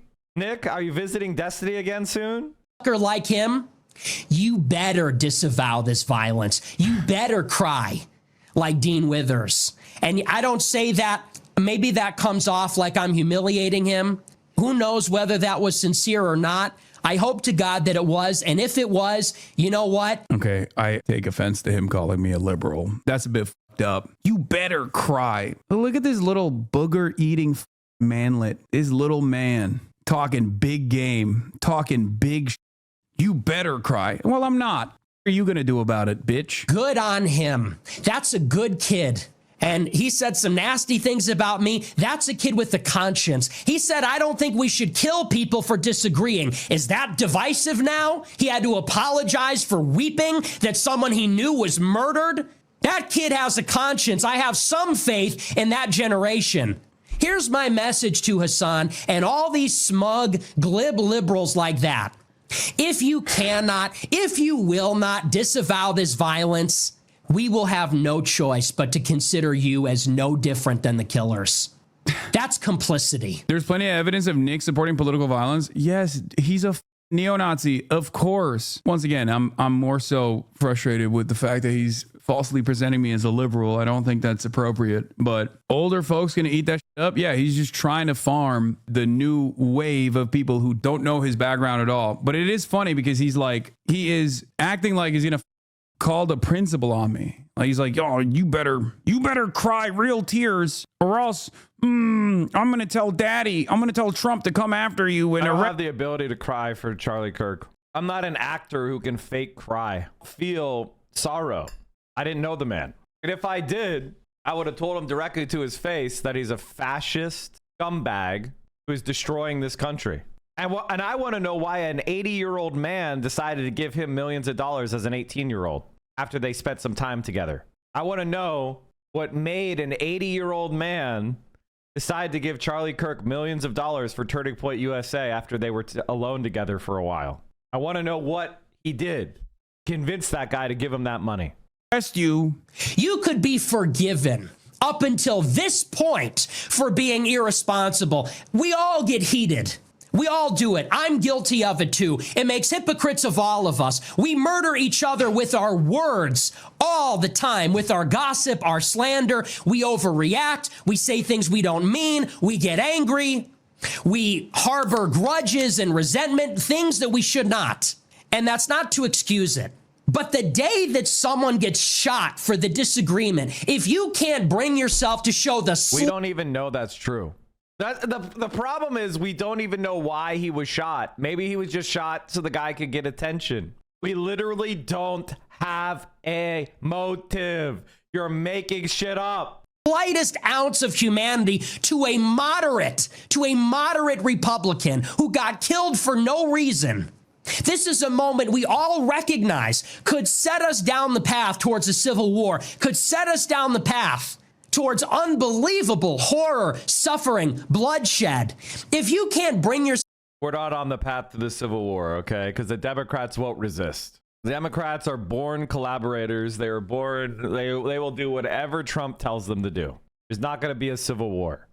Even for the selfish sake of yourself or your own people or your own pathetic side, to show the slightest ounce of humility, of mercy, of magnanimity, benevolence, charity, then you are no better than the killer. The funniest part about it is that you did disavow Kirk's assassination. You just don't feel really sympathetic about the situation, but obviously it was horrible. So I don't know. You didn't cry enough, I guess. No, I did. I did disavow it. Disavow quickly and vehemently for your own safety. Yeah, no dude. What the do you mean? Of course. I don't think you guys understand. I was supposed to debate him in a public setting like a month from now. And not only did I disavow it, but I also was traumatized by it for obvious reasons. But I don't think that Charlie Kirk is a moderate figure, nor one that was good for the overall collective consciousness or for political discourse in this country. Having said that, however, of course, Nick has to present it in this way because he is trying to shift the attention away from his fans that might have been responsible for doing this. Because here's the thing. I did not like Charlie Kirk. I did not agree with Charlie Kirk. Clearly, at least by Charlie Kirk's own assessment, I was not a violent threat to Charlie Kirk in the way that Nick was. There is a reason why Charlie Kirk refused to debate Nick Fuentes. There's a reason why Charlie Kirk refused to mention Nick Fuentes. There's a reason why he didn't have an issue debating me, on the other hand, both in the beginning of our careers, but also we were slated to debate next week. One must ask the question why. The many years of Nick Fuentes presenting himself as antagonistic towards Charlie Kirk and stalking him with his groypers is the reason why Charlie did not want to actually debate Nick Fuentes. Or maybe he didn't want to debate Nick Fuentes because he was worried that Nick Fuentes would eat away at his market share. It could be a million different reasons. But I see this as a transparent effort to, one, rehabilitate his image, to present himself as a more moderate figure with the hopes that he's trying to step into the Charlie Kirk spot. That's what he's doing. Will get hugged and kissed by establishment figures in the Republican Party who either don't know any better or are not fearful of his agenda. And last but not least, a desperate attempt to shift the attention away from people asking, what is a groyper? Actually, what does that even mean? How long until Nick endorses Israel's genocide? How long do you think?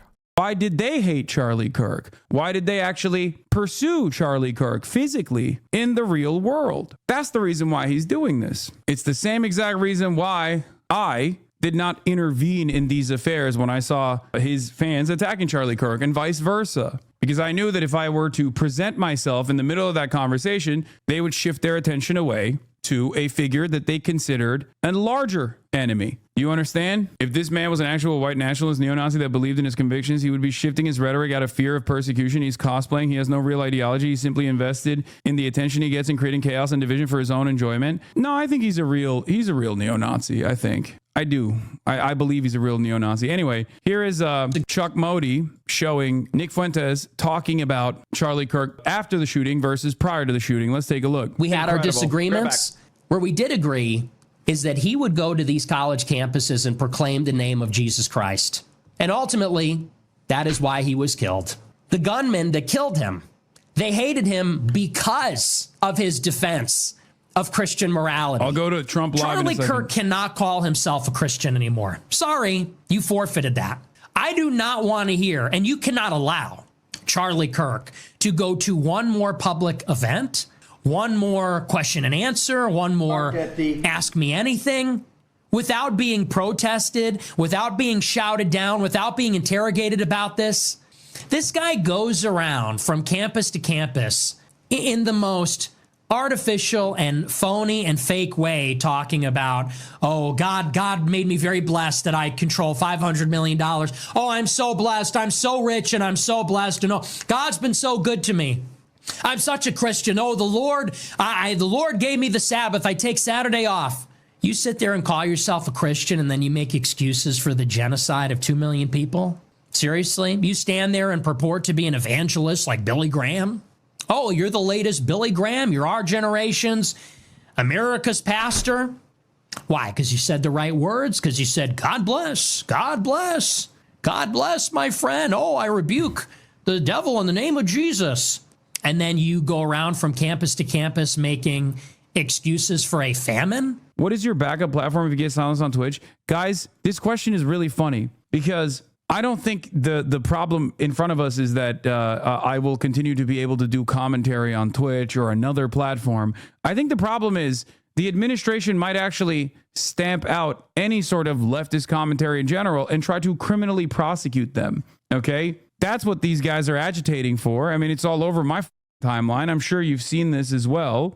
I mean, here is, once again, American neo-Nazi Nicholas J. Fuentes of Hispanic background, regardless of his white supremacist, Christian nationalist positioning. Hasan Piker should be banned on Twitch and then deported back to Turkey. And before people sit on our side cry about hypocrisy, remember that you can't say the word simp or the R word on the platform, as though this is the same thing as First of all, you could say both of those things. I can say Nicholas Fuentes is a simp all I want. I can say that. There's nothing against the rules. I can say that. What the fuck is he talking about? I think people say the R slur constantly. Is the R slur even banned? Well, neither one of those things is bad. He's just wrong. The government deporting someone who is an American citizen, okay? I'm a motherfucking American citizen, and you totally can say simp. You can say the R word too. I choose not to, but you know, Twitch is not prosecuting anybody for that. Think about the idiocy of this statement. There is a word you can't say on Twitch, which is Zionist, ironically enough. Shouts out to the ADL for that one. They actually do stamp out any sort of person from saying, you know, Zionist this or Zionist that. But you can openly incite murder against conservatives. No, you can't. You cannot do that. Enough is enough, he says. That's not the only thing. That's not the only thing that I've seen. There's like, what was it like? I saw an account that was like crypto leftists be like, deport Hasan, arrest Hasan. Okay. And Elon Musk is going crazy over it. They will stamp out discontent everywhere. Okay. Like, look at this. He's like crying like a SJW. Look, it would be deeply ironic if Charlie Kirk's death was used to wipe out his life's work on free speech. I think anyone suggesting we take away people's right to speak, which by the way, I don't think he had a life's work of free speech anyway, but that's not enough. It's too late for that now. Why don't you start by disavowing your piece of nephew and his repeated calls for violence and glorification of terrorism? Let's start there. The guy who's saying that also said this. If I was in a room with Hitler and that guy, me and Hitler would team up and fuck that guy up. We would kill that guy. Hitler would hold him down and I would beat him to death. I almost don't want to watch this because I can't stand centrist Democrats at all. I can't stand centrist Democrats at all. I want to see the whinging centrist Democrat bullshit. Or should we watch the FBI director video? Both Hitler and Nick are manless. Hasan would devour them. I would love to see Hasan in a ring with Nick Fuentes. That would be so fucking funny. The worm has turned. Cuomo is distancing himself from Netanyahu. I'm sorry, chat. Whether you like I have my criticism of Zoran.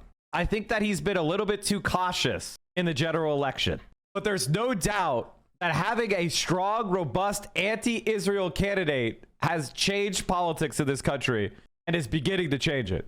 I am proud to be on the legal defense team for the Prime Minister against the arrest warrant at the ICC. On Monday, Cuomo said he had not been interested in making an argument of ICC jurisdiction. He had been interested in making an argument about ICC jurisdiction, not about the merits of claims that Netanyahu has committed war crimes. He rejected the idea that he had allied himself with the Israeli leader. I never stood with Bibi, he said. Okay, chat, I have to tell you, if you're a supporter of, I don't think you're a human being. Them online. Director, but I don't give a shit about these opening speeches. Almost fuck the opening speech. Similar period of responsibility, and Democrats are not evil. God, this fucking loser fucking party. Also, chat, do you think today is the do you guys think today is the day that the economy crashes? I have a feeling that I don't know, chat. I'm just getting a tingle. I'm just getting a tingle in my gut that the economy is about to eat shit.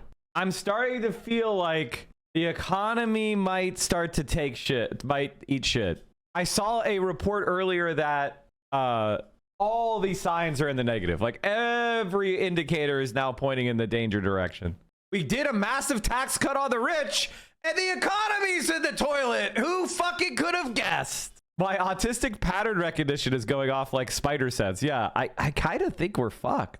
Speech, and then there's hate speech. And there is... For my entire adult life, Republicans have been saying hate speech is free speech. For my entire life, they've been saying I should be able to call gay people the F slur. I should be able to say the N word.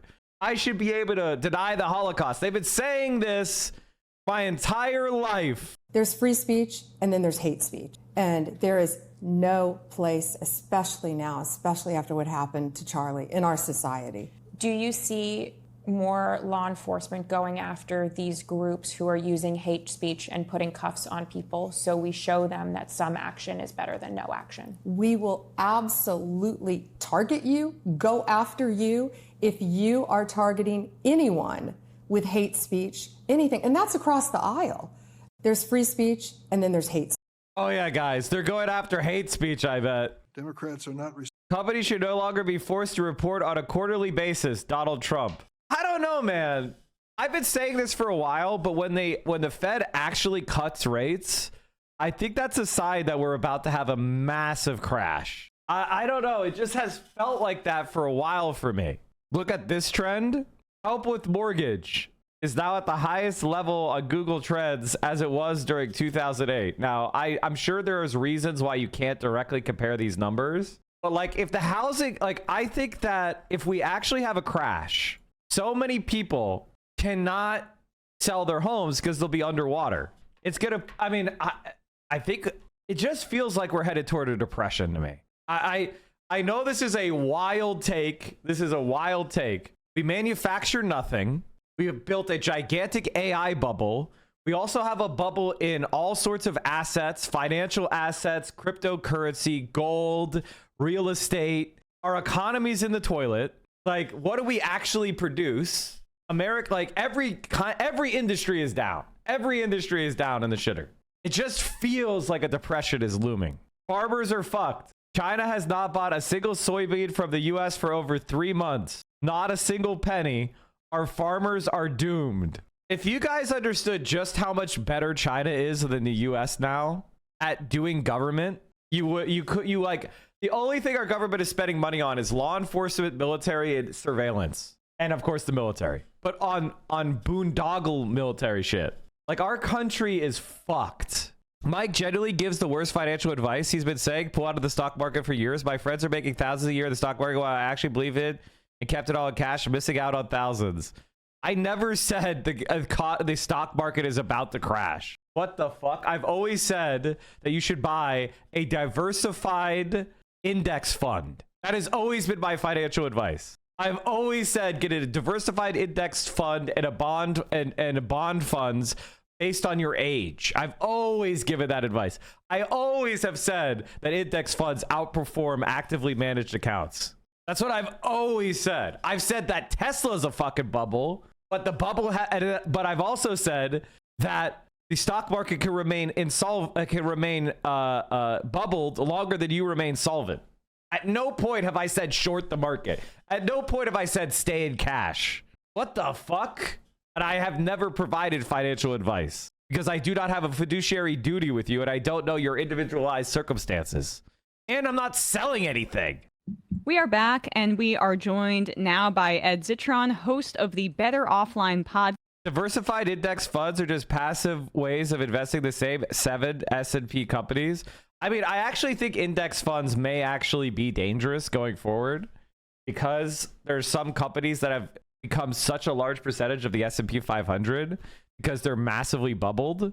Again, I'll tell you right now, I don't feel good about the economy. That doesn't mean the stock market doesn't go up. Podcast and publisher of the Where Is Your Ed At on Substack. Ed, thanks so much for coming on the show today. Sorry? On Ghost. On Ghost. I don't support I'm so Substack. sorry. The bubble is going to crash everything. You're not going to be safe by migrating your stocks or buy gold or whatever the fuck. I don't even know. Like, I should have bought euros. I would have made a 10% return already this year if I had bought euros. And I told you guys this before. I should have bought euros. But even then, the European economy sucks shit too. I don't know what to say. Did you see Elon bought $1 billion of Tesla stock? So he's pumping it? Because it's a fucking worthless company. Teslas are dog shit. The Cybertruck is a huge flop. There hasn't been a flop as bad as the Cybertruck since the fucking, I don't know what, the Mercury Cougar, which was a good car, which was actually a good car. Never mind. The Mercury Cougar actually wasn't a flop. That was successful. I wish we had cars like the Mercury Cougar anymore. Now we don't even have that. We have like the Mustang and that's it. There's no such thing as the Cougar. Do they make Miatas anymore? Or are Miatas still around? I haven't paid attention to cars in a while. I get like, I wobble in my interest in cars. Like I become a car guy for a while, but then I like get bored. The Miata is the best thing. They still make them. The S10 is gone. Why are all the vehicles that were cool as fuck no longer gone? Where is all the like entry level vehicles that had a little bit of like style? You know what I mean? Like we all love a compact pickup. Where the fuck is a compact pickup truck? What? Everybody loves that shit. Those are great. The Mercury Cougar was a Ford Mustang. I mean, it was not. It was kind of like it. It was a little different in a lot of the ways. The Mitsubishi Eclipse. Now you're talking. The chicken tax is why we can't have small trucks. I mean, yeah, that's true. Honestly, we need size regulation on vehicles. I'm going to say the most anti-American comment. We need to start like taxing people on curb weight and like volume. I'm so tired of these. You know how frustrating it is now? How many people have gigantic SUVs that they cannot drive correctly? Every time I go into a fucking parking lot and I see these oversized SUVs and one person gets out and I'm like, what is wrong with you? What the fuck is wrong with you?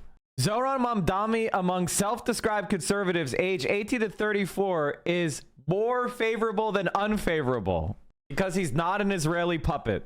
Like, there's a lot of reasons. I think one of the things that I always try to tell everybody, and other people steal my shit, is that whether you feel hope or despair is your personal, subjective, psychological condition. I don't give a shit about that. I gotta tell you that. Whether you feel hope or despair is your personal, subjective, psychological condition. I don't give a shit about that. You need to learn revolutionary discipline, which means that you have, which is one of the mottos of our stream, pessimism of the intellect, optimism of the will. That means that whether or not you feel bad or you feel pessimistic, your ass is still doing the work. Your ass is still fighting. And I think all of us need to recognize that you're not going to be able to escape. You are on death ground. Either you stand your ground and fight till the end, or you're going to be destroyed without a fight. Can you go over how Zohran could arrest Netanyahu again? I always saw someone on TikTok say the U.S. isn't covered by universal jurisdiction, and I don't know enough to disagree. That person's an idiot. Universal jurisdiction refers to the entire planet. And because Zohran controls a government law enforcement agency, he could arrest, with jurisdiction, he could arrest Netanyahu and then transport him to The Hague. Also, the United States has laws against genocide and war crimes. Mike, I think you would make a good general if you know military tactics and logistics. Of course, I mean, I'm not a good general because a general is somebody who has institutional knowledge. Are we dead ass going to become idiocracy? Aren't we already idiocracy? Our political... Brother, when you spend an entire stream saying how fucked we are, it's pretty tough to retain revolutionary optimism. I think I hear what you're saying. The thing is, my ladies and gentlemen, is if you have read books on the Russian Revolution or on the Chinese Revolution, they were so much worse off than we are now. They were so much worse off than we are now, and they fucking won. How dare you act all depressed and dour because what? This fucking nerd is saying shit? This fucking nerd is saying shit? Look at these fucking losers. The one thing I can promise you is that if we win, and I'm in a position of power, I will be using it to the maximum possible degree. Put me in power. I know how to use it. Also, chat, before I don't want to really care about these guys, but we may watch it if I feel like it. Andor won 5 Emmys. Andor won 5 Emmys. 5. Andor walked away with several wins for its final season among many highlights for genre media across both nights of the award. It didn't win Best Drama or Best Directing nom. It got Best Writing in a Drama, which I want to see. I want to see this acceptance speech. Hold on. And the Emmy goes to Dan Gilroy, Andor. Caroline said she's going to start watching it last night. Oh, well, now suddenly it's good. Now suddenly Andor is good. Oh, the awards said it's good. Let's go ahead and say Mike was motherfucking right, okay? I was one of the first people that said this is a seriously good show. And Will and Caroline, the media knowers were like, oh, I don't want to watch that. Oh, I don't want to watch that. And now they come crawling back, doubting my taste.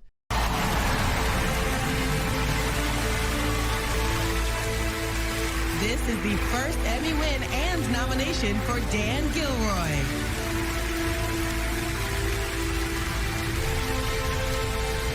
You snobby snobs.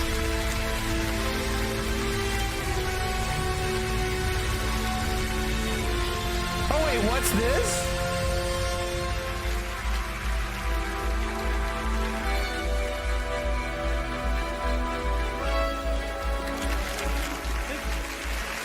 Thank you, everyone. I think a lot of people are surprised. It was unexpected.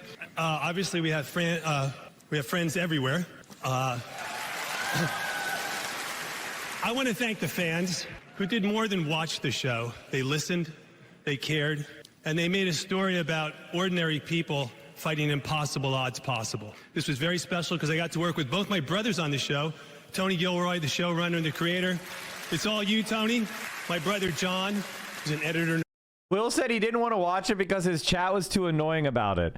Oh my God, I can't believe you're telling me to watch a good show. Okay, whatever. I mean, it's fine. Don't watch a good show. Watch something that sucks. Not that deep? That's because you haven't been here! Holy shit! Every time I stream, I have to dedicate 20 minutes to these fucking cultists. The whole Star Wars universe for is the fucking last overrated. 3 There, I years. said it. Every night of my fucking life, I have to pretend that I'm fucking blind while the Andor fans spam Andor, or I address it, and any take I give less than oh God, what a good prequel. And it just dominates the chat. So I would rather nuke all those people just so I never have to deal with it again. I mean, listen, like, I get it. It's very annoying. You shouldn't bother a streamer like that. Like, what the fuck are you guys doing? Don't bother this.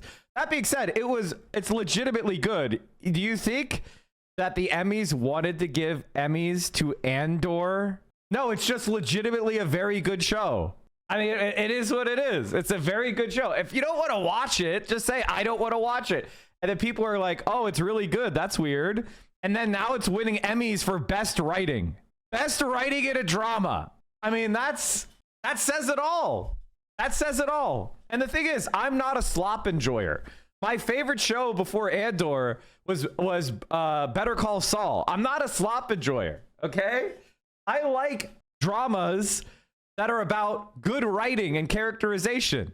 So, like, when I say, damn, Andor is really good, it's one of my favorite shows, it's one of my favorite sci-fi shows ever, I'm not saying that.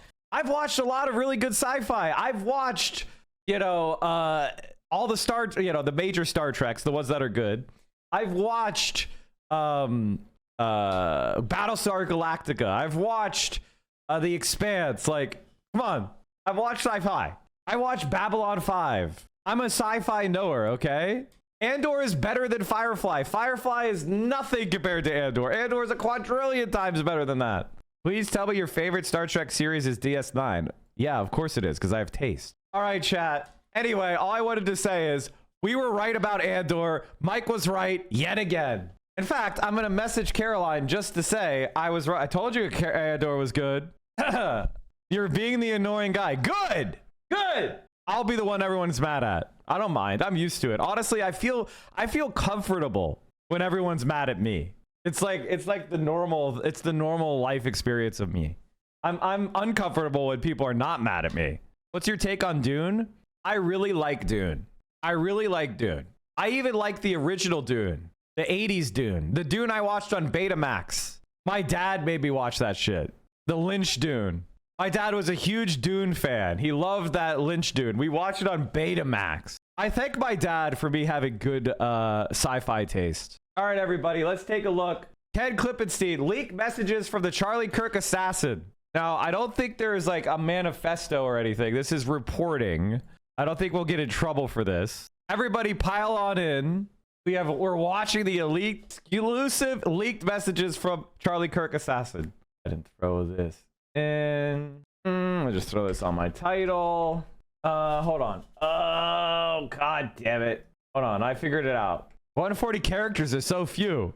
Ken Klippenstein, world-renowned journalist. Assassin was a Assad fanboy. No, he wasn't.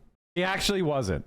Our fanboys are not 22 years old. Like Hasan, my audience is like 30-something. Hasan's audience is like 30 on average. There are some young people, without a doubt. But a Hasan fanboy or a Mike from PA fanboy would not be obsessed with Charlie Kirk. I'm sorry, guys, but that's not the case. That's why on the Channel 5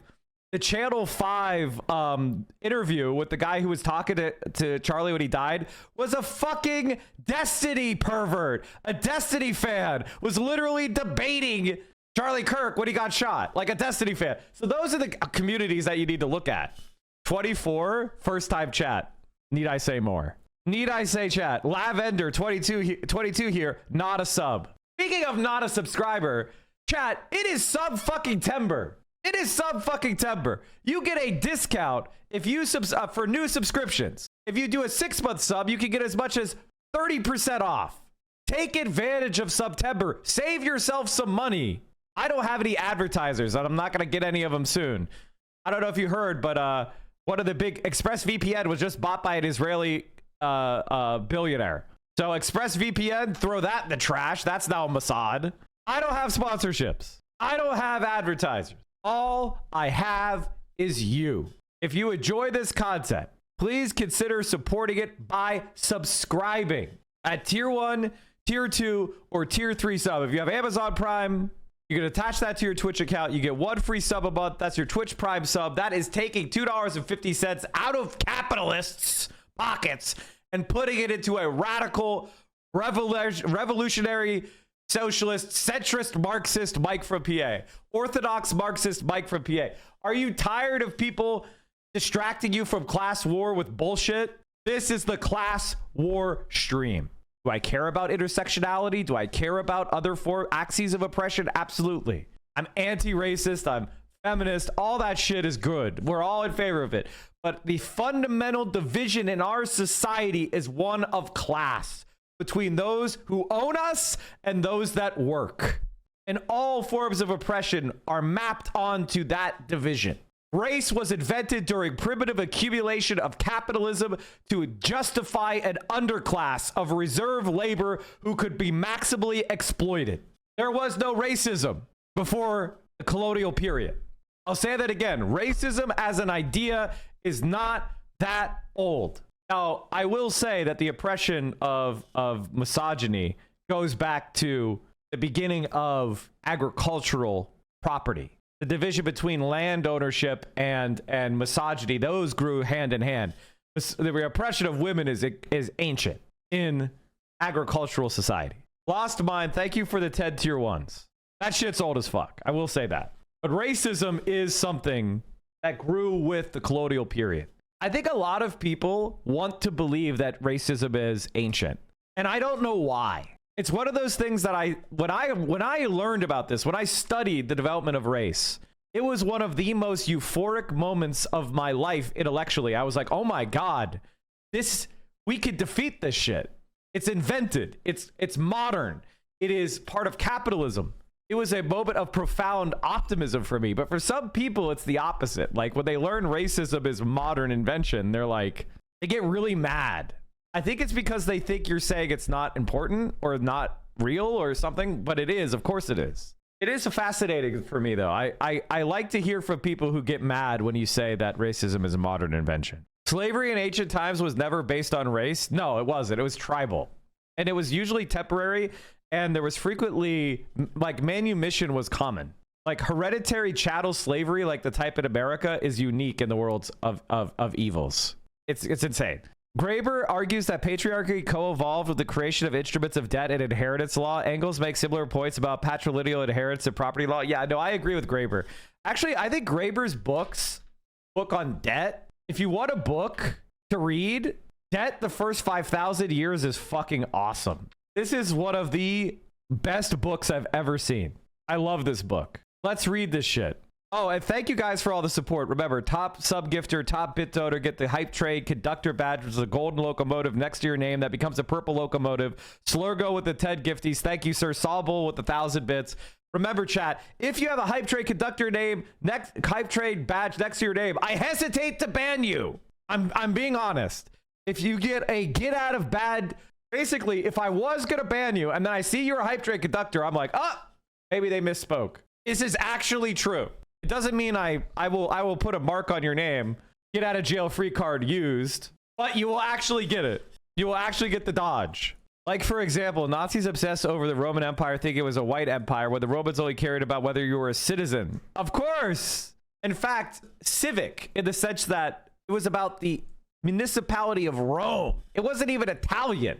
Like, the Romans were mad when later reformers, the populists, who was eventually headed by a guy named Julius Caesar, there was the oligarchs, the patriarchs, and it was against the populists. Under the populists wanted to expand the franchise. They wanted to expand citizenship. They wanted to do land reform, which is take property from the nobles, the patrician class, the rich, the oligarchs, basically. People will have their minds blown when they learned of the kafir who was brought as a slave to Egypt but eventually became its king. There were many non-ethnic Italian emperors. That's later. That's way later. That's in the Roman Empire. That's not the Roman Republic. Leak messages from Charlie Kirk's assassin. Okay, let's get into it. Hey guys, I got bad news for you all. It was me at UVU yesterday. Thus, Tyler Robinson messaged his friends on Discord, seemingly apologizing for murdering Charlie Kirk. I'm sorry for all of this. I obtained this and other Discord chats I've decided to publish. The legacy news media, as usual, refuses. Along with new information I've learned about Robinson from the people who knew him best. Charlie Kirk got shot dead. I saw the video. Holy shit. Rip, I guess. Bro didn't deserve to go out like that. Sad. Hey guys, I have bad news for you all. It was me at UVU yesterday. I'm sorry for all this. I'm surrendering through a sheriff friend in a few moments. Thanks for all the good times and laughs. You've all been so amazing. Thank you all for everything. Does this sound like a radical leftist chat? Does this sound like a radical leftist chat? Trump and company portray the alleged Utah shooter as left-wing and liberals portray him as right-wing. The federal conclusion will inevitably be that he was a so-called nihilist violent extremist. Go ahead. Go ahead. Say it loud. Say it proud. I fucking called it last Friday. Meanwhile, the crackdown has already begun, as I reported yesterday. The country is practically ready to go to war. It's been so terrible, and seeing it from an inside perspective is so frustrating, a friend of Robinson since middle school told me.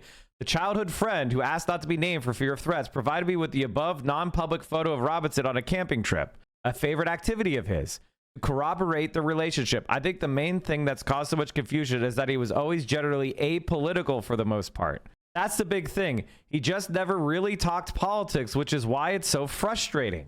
The picture that emerges bears little resemblance to the media version. Robinson, I am told, though quiet, was a well-liked person with a supportive family. And here's the thing, chat. I posted this on Friday. I posted a TikTok on Friday with this exact analysis. I spent 9 hours on stream today looking into the Charlie Kirk shooter now that he has been arrested and detained. And I have to say, I feel like I know less than when I started.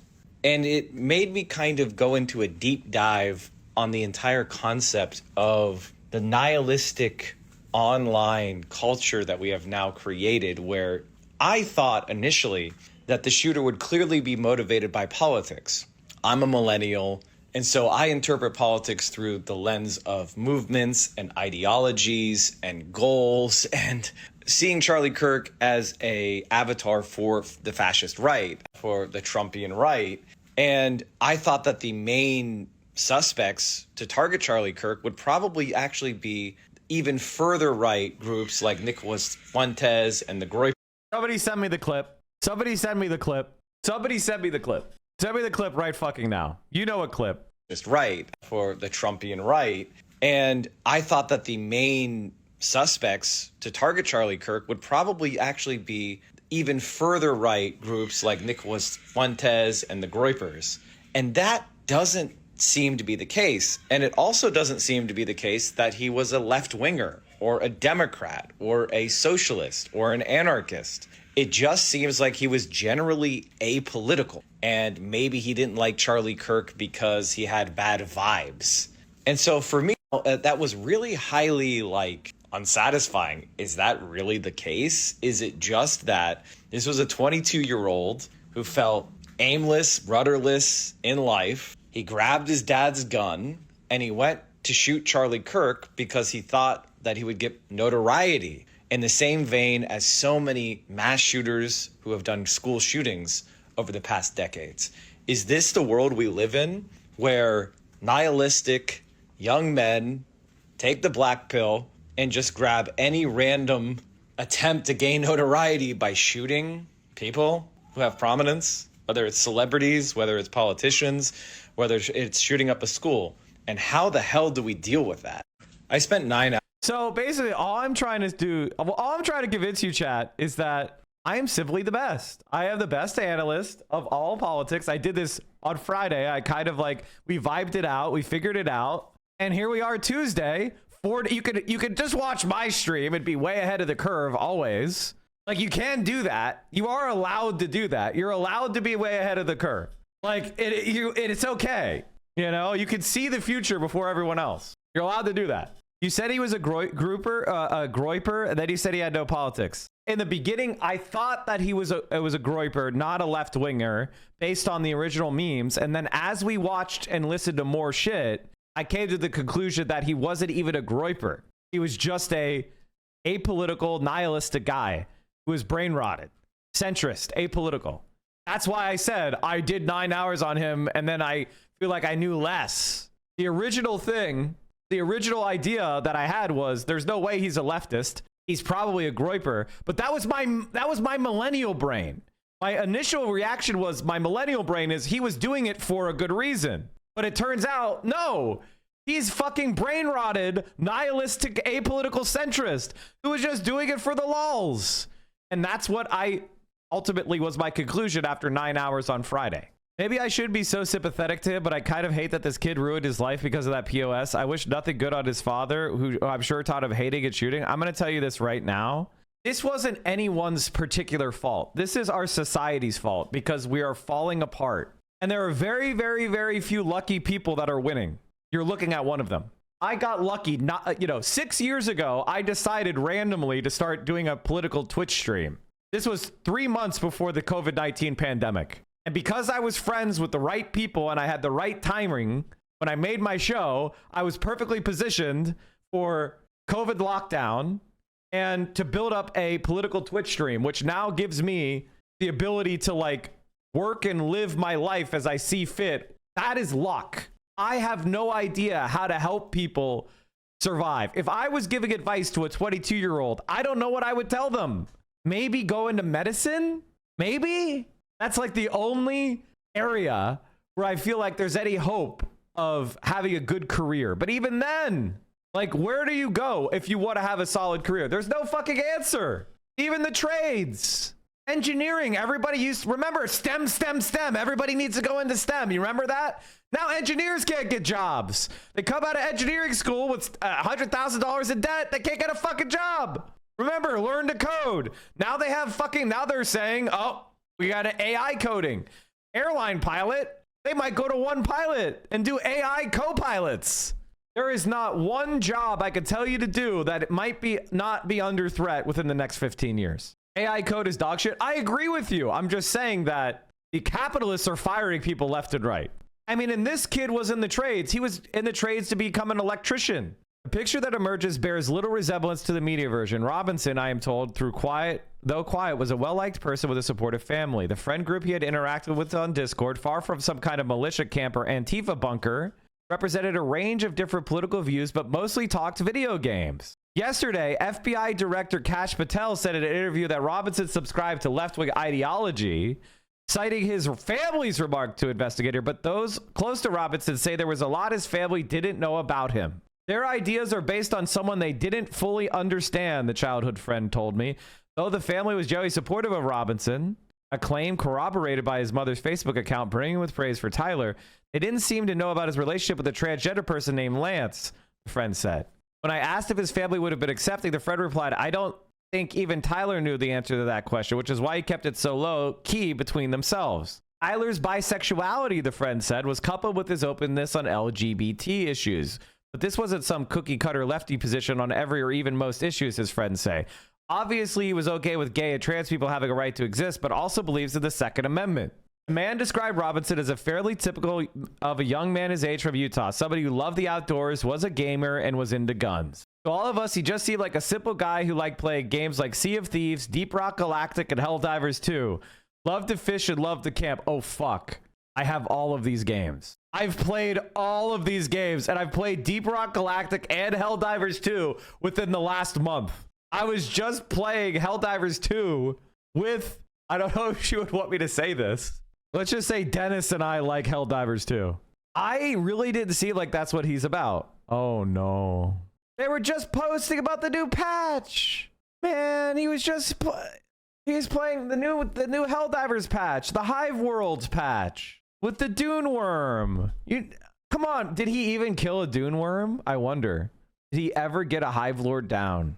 How are you doing? How are you enjoying the Hive Lords? I haven't played on the Hive Worlds much because I'm playing with a couple noobs who just got into it. We just started playing 10s again, so I haven't had a chance to really go into the Hive worlds. Bots are my favorite. Bots, that's easy mode. The phrase inscribed on one of the bullet casings from the shooting, "Hey, fascist, catch," though widely reported to mean he was a man on the left, is in fact a reference to the Helldivers 2 game. 3 arrows, initially believed by federal agents to be a reference to Antifa, or also a reference to Helldivers. Private Discord messages shared with me by a friend of Robinson's can confirm that Robinson wasn't some kind of political martyr. A search for posts of Robinson's containing keywords like Biden and Trump turned up 1 hit each. The Trump post was a passing reference to the 2019 impeachment inquiry. The Biden one came a day after the 2020 election, where he provided an update to another friend asking about the status of the vote count. An impeachment inquiry has been launched against Donald Trump. He could get booted out if they find he committed the shit he's accused of. And then 2, who is winning the election? You would know. And he said Biden is in the lead in electoral votes. There's still some swing states that haven't finished voting, as well as most of the West Coast. Raw votes, Donald's in the lead by a little over 1 million. Who's probably going to win? I'm not sure. When will you know? Not until pretty late, but we should have a pretty good idea by the end of the night, unless it's really close or something. So, I mean, the childhood friend is a member of multiple Discord chats with Robinson. He described the group as trying to grapple with Robinson's motive just like everyone else. Even the goodbye message he sent at one of our servers was so hard to believe. We all just thought, what a weird joke to make. And then the news came out. We were all calling each other like saying, check the news. I don't know what makes a person like him decide he's going to drive 260 miles, upstate to shoot someone like Charlie Kirk, that come back like nothing happened. It leaves a lot of room for speculation and theories, which is why I think they're so rampant. He was a really smart guy, but super hard to read, stone cold poker face, and you could always never be confident assuming anything. Despite his verbal reticence, Robinson was not a loner, according to his friends. Far from the stereotypical outcast shooter driven to violence by social rejection, he was apparently amiable and well-liked. Everyone who knew him liked him, and he was always a nice, little quiet, kept to himself mostly, but wasn't a recluse. Regardless of the horrible actions that took place, we must take this moment to remember that God is a living and loving God who loves all of us. A Discord post from another friend posted the day after the shooting reads, while Charlie Kirk's politics were not acceptable to some, I ask that we all say a prayer for him and his family during these confusing times. Guys, look at these radical leftists. Hey everyone, if you've not seen the news yet, Tyler's post above is true. He was taken into custody earlier today for the shooting of Charlie Kirk. Have you watched the Candace Owens video? Which one is that? I don't know about that. The last message is religious in nature, which goes to show the apolitical nature of the server. We all have pretty differing views on politics. We all just exist as friends and just play stuff. Cat memes, weather updates, home improvement, the odd Garfield reference populate Robinson's posts. I'm going to eep pretty soon. Very eepy, he said in one post. An intentionally silly misspelling of the word sleep, a common Gen Z convention. She thinks Israel's behind it? This guy is apolitical fucking Andy. Why did he do it? This is so weird. This is so weird. He's not even like a nihilist guy. He's so weird. Like, why? He just decided to do it for no reason without saying anything to anyone? It's confounding. Another John Arbuckle appears. It says gullible on the ceiling. Huh? This is like sleeper cell shit. Spring in New Hampshire. Spring in southern Utah. Had to replace a monitor that was on a wall mount. The top 2 mounting points needed to have a standoff, but the person who did the initial install didn't have them, so they stacked like 8 washers to make the connection. I know the feeling. The federal government, Washington, and corporate media see the country in a wholly partisan terms. Republican versus Democrat, red versus blue, old versus social, liberal social media, liberal versus conservative, right versus left, straight versus gay, and so on. Charlie Kirk's assassination should remind us of the actual diversity of the nation and the cost of polarization that demonizes the other side. No one in Robinson's group is cheering or justifying the murder in any of the messages I reviewed. They're just struggling to understand what their friend did. But Washington has become obsessed with the Discord chat, convinced it's some kind of headquarters for the murder and cauldron of radicalization and conspiracy. Today, FBI Director Patel vowed to investigate anyone and everyone in that Discord chat. What I see is a bunch of young people shocked, horrified, and searching for answers like the rest of the country. Thank you for publishing this. Everybody should be a subscriber to Ken. I need to be a subscriber. I haven't done it yet. I feel guilty.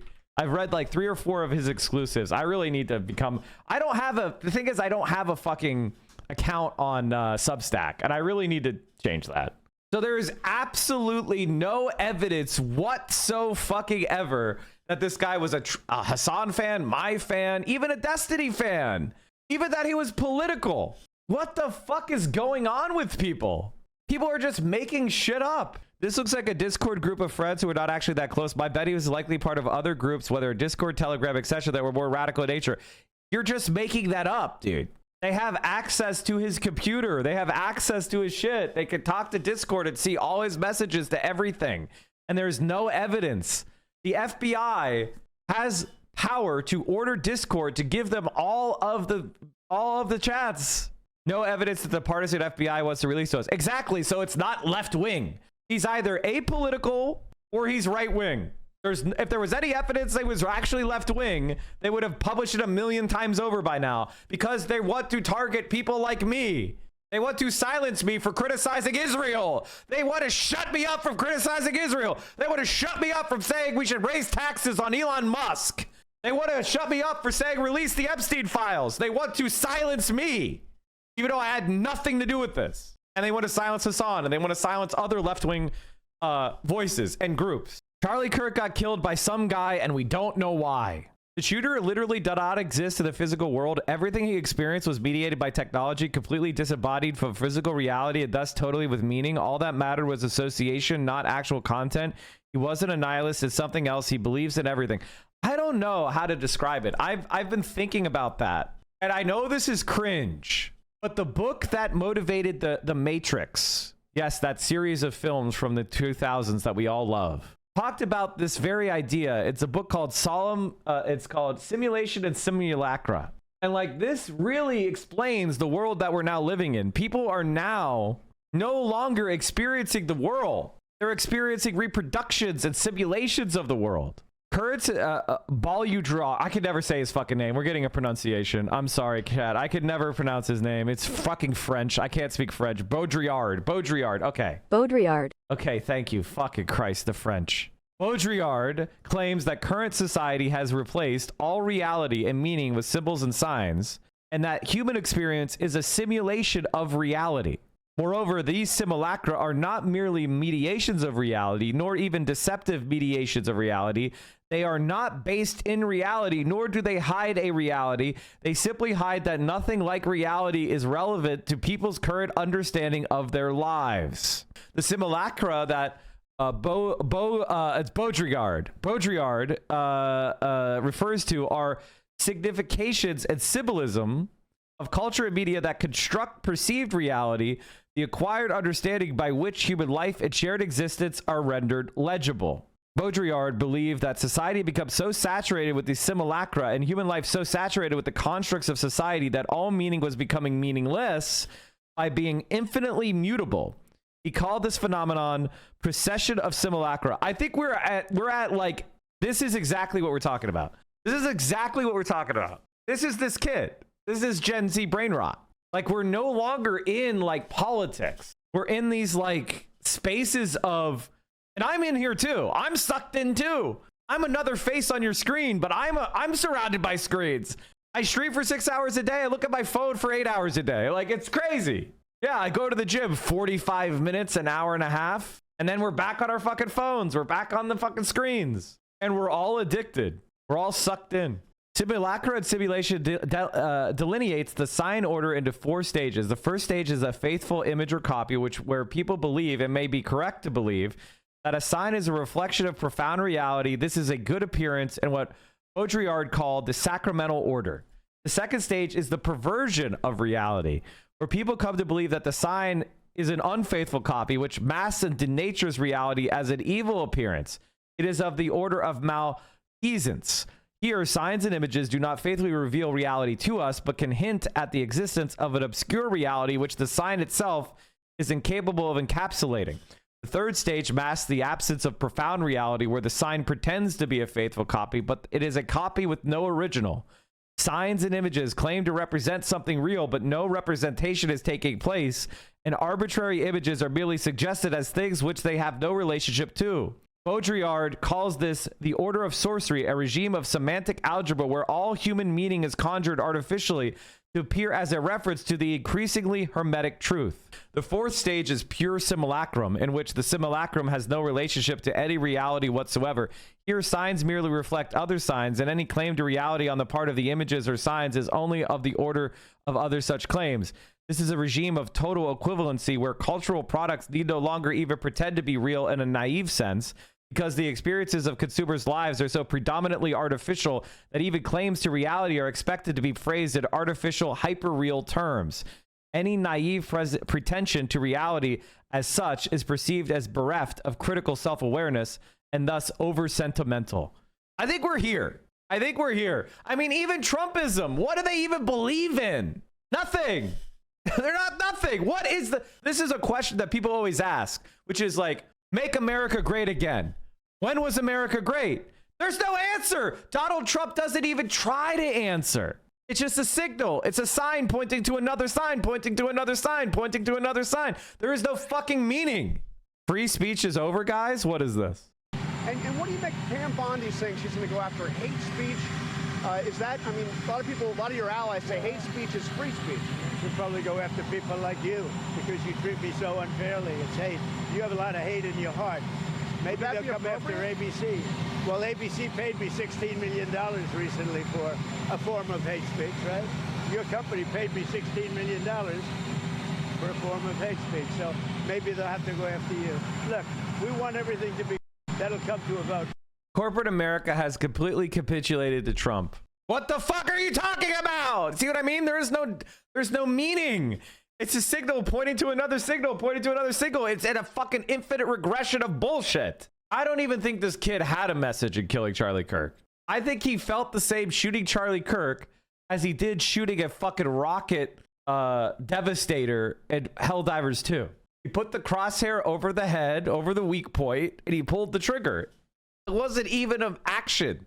Pentagon document, U.S. wants to suppress dissenting arguments using AI propaganda. The U.S. is interested in acquiring machine learning technology to carry out AI-generated propaganda campaigns overseas. This explains everyone. Oh my God, I understand it now. The bot replies I get. United States hopes to use machine learning to create and distribute propaganda overseas. Can we stop here for a second and say there's no such thing as propaganda overseas? Anything you say on the internet in fucking the UK is also said here. This is basically the United States says they want to use machine learning to spam Americans with propaganda. There is no overseas propaganda. We're not reading newspapers and magazines anymore. It's on the fucking social media. It's on the internet. ContraPoints making a fucking video in the UK or Philosophy Tube making a video in the UK is the same as making a video over here. This is literally just America is entering Orwellian propaganda spam period. Our country is fucking in trouble, man. Our country is in trouble. They're seeking the death penalty against Tyler. He turned himself in to bolster its advanced technology augmentations to military information support operations.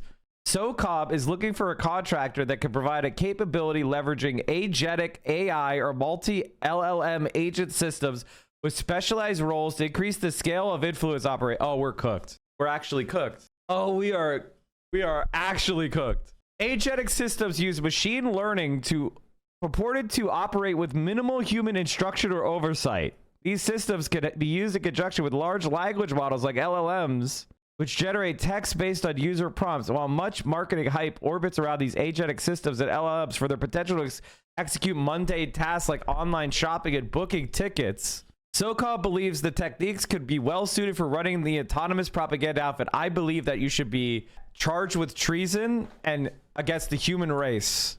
I think you should be executed as a treasonous, like you should be charged with treason, like in a trial for this. This is that shit. This is fucking insane. This is evil with a capital E. I'm gonna spend trillions on spamming every single communication network with AI splop. Are you fucking kidding me? Mike, I'm telling you, Mike, unless you understand Nick Land. Of course I understand Nick Land. I'm opposed to Nick Land. I understand something that you guys don't know, and I'm going to explain it, even though it's going to be hard to hear. I want to explain something to you, chat. Communism is the only real conservative philosophy. Every other philosophy is trying to annihilate humanity. Communism is the only thing that will conserve our ecology and the human race. Every other philosophy is trying to annihilate us and trying to annihilate life on Earth. Thank God if China exists. Jesus Christ. We may not make it, but they will. Fuck. The entire human race is dependent upon Xi Jinping. Holy fuck. The national security establishment is now insisting that the threat posed by this technology is in the hands of foreign powers, namely Russia and China, is most dire. The era of AI propaganda has arrived and America must act. Complete bullshit! The New York Times opinion essay on Go Laxi, software created by the Chinese firm Beijing Thinker, originally used to play the board game Go. Go Laxi can quickly craft responses that reinforce the Chinese government views and counter opposing arguments. When put into use, such posts could drown out organic debate with propaganda. They describe the response as defensive in nature. That's not what the document from Special Operations Forces Acquisition Technology and Logistics Center suggests. SOCOM believes it needs technology that closely matches the reported Chinese capabilities, with bots scouring and ingesting large volumes of internet chatter to better persuade a targeted population or individual on any given subject. This technology could be able to respond to posts, suppress dissenting arguments from actual human beings. This is the end of what the fuck is this? This is actually an intent to destroy democracy and free speech. If you are spamming us all with fucking garbage paid for by the government, this is the end of free speech. This is the end of democracy. It's the end of dissent. SOCOM anticipates using generative systems to craft propaganda messaging and simulate how this propaganda will be received once set out into the wild. SOCOM hopes it will use agentic systems that replicate specific knowledge, skills, abilities, personality traits, socio-cultural attributes required for different roles of individuals compromising a team, before moving on to brainstorm and test operational campaigns against agent-based replicas of individuals and groups. So they're going to have AI that's spamming AI with propaganda as practice? Is this not what I just read? Is this not simulacra? Is this not exactly what I was just talking to you about? Simulacra and Simulation, the most important book that you now all have to read because this is the only way to understand what's happening. Oh, I'm too late. This is I have to say the last couple months has been the first time where I was like, damn, I'm too late. The fact that people are forgetting what JD Vance's face actually looks like can be perfectly explained through Jean Baudrillard's 4 stages of simulation. In the first stage, his image was— I love etymology nerd. Meant to be a faithful representation of reality. Most people generally understood JD Vance's Senate photograph to be an accurate depiction of its subject. But in the second stage, the representation is turned into a distortion of reality. The early Babyface and GigaChat edits were perfect examples of this because they still clearly referred back to the original Senate portrait, and yet they also manipulated it into something else that wasn't quite real. Over time, the edits grew more and more abstracted, bringing us to the third phase of simulation, where the representation marks the absence of reality. For example, those edits where he looked like a little German child no longer referred back to the original photograph at all. That removed his face from any recognizable context and yet still pretended to be real. This is where we are right now. Stage 3 is where we really start to blur the lines between what is real and what stands in for the real. You can especially see this from how JD Vance himself posted that image of his face edited onto Leonardo DiCaprio's body. Even he was forced to acknowledge that he doesn't have ownership over his own likeness anymore, and yet the fact that he posted this image in the first place further conflates that distinction. Finally, the fourth stage is when the representation becomes more real than reality itself. Now that any new photograph or news story of JD Vance immediately gets edited by trolls, people generations down the line might have no idea what the man looked like, but they will know that these facial features were funny for some reason. The fact that people are forgetting what JD— Honestly, he's one of the best in the biz, chat. If you don't like etymology nerd, what are you even doing? This guy is so fucking good. I mean, 53,000 likes already. He doesn't need my praise. Like, he's already killing it. This guy may be one of my favorite content creators in the short form content space. Etymology nerd, huge endorsement by me. Very funny guy, very smart. This is the type of content I like. Taylor had him on. I need to all right, I'm going to be spending more time on TikTok, chat. I keep saying it. I'm going to post. I had a post kind of cook. I had a post kind of cook on TikTok. Did I show you guys this? So Charlie Kirk is dead. He was assassinated. It's got 240,000 views. It kind of cooked. So Charlie Kirk is dead. He was assassinated while giving a speech at the university. I can't get over people 100 years from now thinking JD looks like the meme. It's making me lose my mind. Oh, hell yeah, dude. How do I not have this? Everybody, I want you right now to @Condition Bleen and say, do your fucking job. Do your fucking job, Condition Bleen. What the fuck? How do we not have JD Vance? Oh, we do. No, we don't. Okay, well, there we go. Now we do. Everybody start spamming it. JD Vance. All right, hold on. I have to refresh my chat. In order for it to work, I have to click a fucking refresh cache. All right, spam JD Vance, see if it's working. God, he's so purple. He's like lavender. It's like Vio's favorite color. Slightly pink. Mike, did you see this? Let him say what he wants, but then also pay the price under the law. If you just saw Destiny endorse political violence today, be advised this is not a one-time thing and it's not new. Hello? Oh, there we are. We have an audible connection now. Can you hear me? Oh, my shit's working. What's up? So, you made a tweet, and I got a certain kind of way about it. These are what the Destiny orbiters now look like. These are the remnants of the Destiny orbiter. I remember when Destiny used to have orbiters, but now we're down to this level. That's a shame, man. Omega Lol who? David Cross if he was stupid and not based as fuck. Okay, we don't need to watch my thing again. What a powerful stream today, chat. Thank you everybody for hanging out with me today.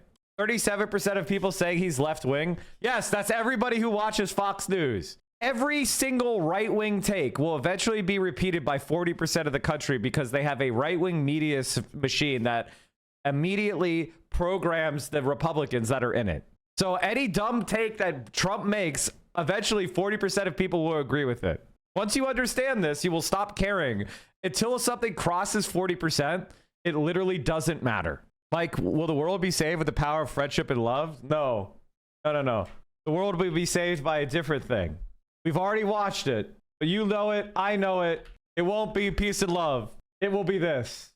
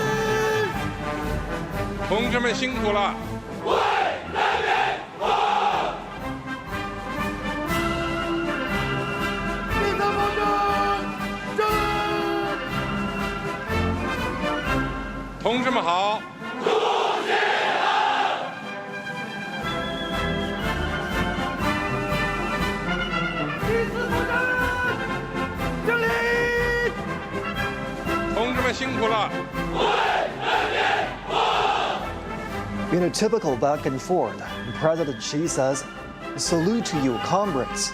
And the soldiers reply, "Hail to chairman." The president then says, "Comrades, thank you for your hard work." To which the soldiers reply, "We serve the people."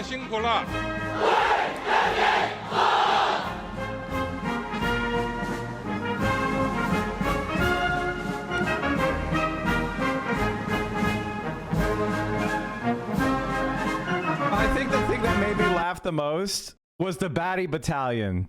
I was just imagining the American military being like, let's get the American soldiers, have them march, fight and carry out the missions of the people's military in coordination with the active duty forces in the new era.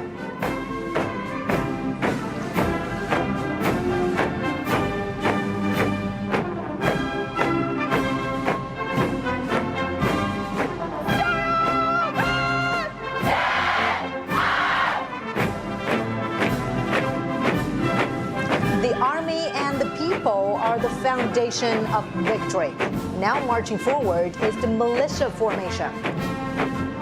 The militia women are from the major wartime counter-Japanese base areas across China. During the War of Resistance, Chinese people, regardless of their gender or ages, acted as one in safeguarding their homes. The red genes have passed on from one generation to another. In the new era, the militia forces provide backup services during peaceful time. These are the guys that are going to be marching through LA. We're waiting. Xi, send the peacekeepers. Xi, please. China has been contributing to maintaining world peace. The peacekeeping force formation is marching towards us. China is the largest troop-contributing country for peacekeeping among the permanent members of the UN Security Council. Having participated in UN peacekeeping operations for 35 years, the Chinese peacekeeping forces have confronted daunting challenges and fulfilled their missions. The forces have guarded world peace without hesitating to sacrifice their lives, and demonstrated through their action how China assumes its responsibility as a major power, making great contributions to building a community with a shared future for humanity.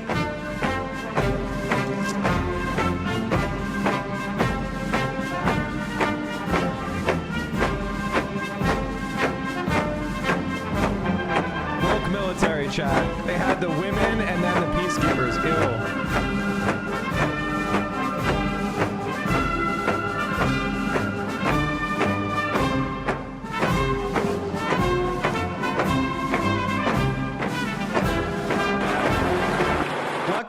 Luckily, the Chinese are going to be facing off this, so we should be okay. We should be okay, chat. Okay, we should be okay. We still have hope.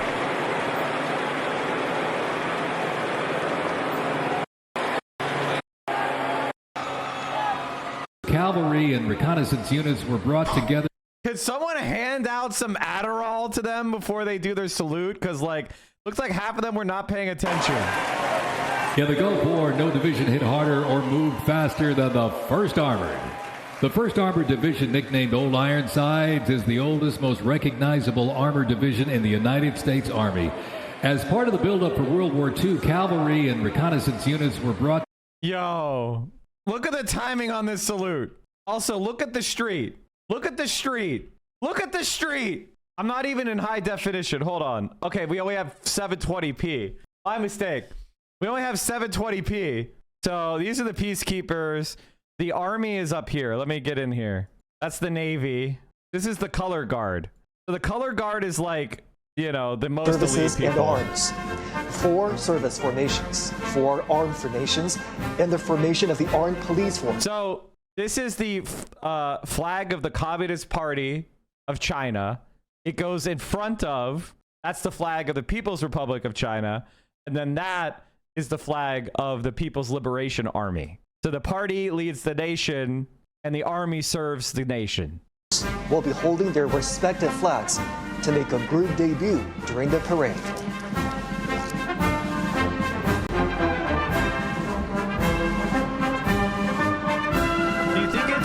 Marching, planning by the army then, or an overall failure of our military? It's just a sign that the United States of America is actually just incompetent. Like, that's all it is. Like, we can't even clean up the streets. Like, look at the streets. Like, they're ripped. They're fucking, this is in front of the fucking, but like the president of the United States is sitting in front of this and it's ripped up. There's a fucking pothole. It's raggedy ass shit. It's not even, the crosswalk's not even painted. There's a fucking patch right in the middle, right here. Like, this looks like shit. There's another patch right here. No wonder they can't step in line. It's fucking like walking on a Appalachian Trail. It's so craggy.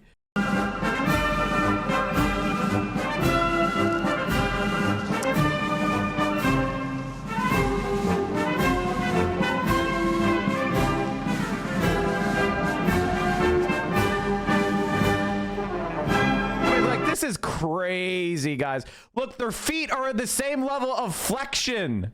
Like, look at this. Their feet are at exact same level of flexion as they make a step. Compare this to this. Look at this.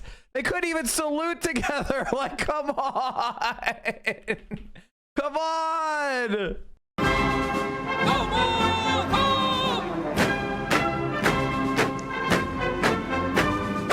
Holding high the party, national, and military flags.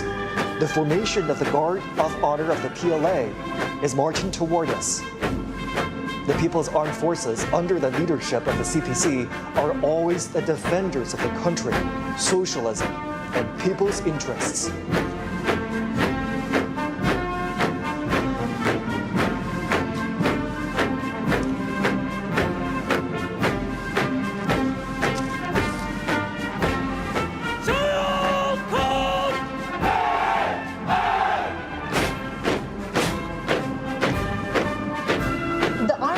formation is marching towards us as the earliest armed forces established and led by the party. The PLA army fought the enemies fearlessly and achieved immortal feats through countless battles. In the new era, the army is transforming itself fast to operate in multiple domains.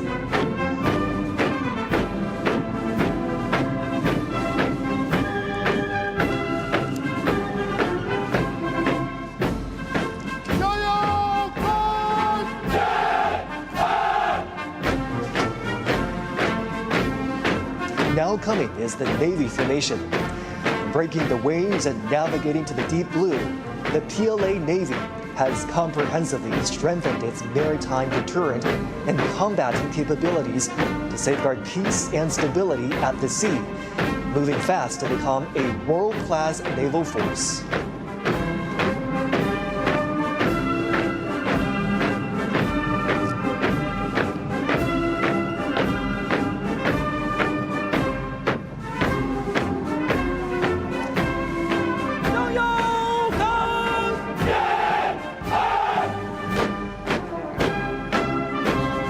Coming up next is the Air Force formation. Now, we've seen this a couple times, but basically, in a nutshell, this is my stream. Win the victory, win the day for crimson and gray. Best in the West, we know you'll all do your best. So on, fight till the end. Honor and glory you must win. So fight for Washington. The fuck just happened? The fuck? Fight. From me, but do you know where you are? My guess is I'm in the clutches of the angry Pink Menace. I am Suvana. We will be spending much time together. You'll get nothing from me but my scorn. Come, this is the People's Army. From here we strike out and bring hope to the oppressed.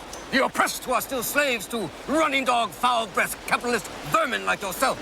We exist only to spread the word. Tom Tuttle von Tacoma, you will be brainwashed.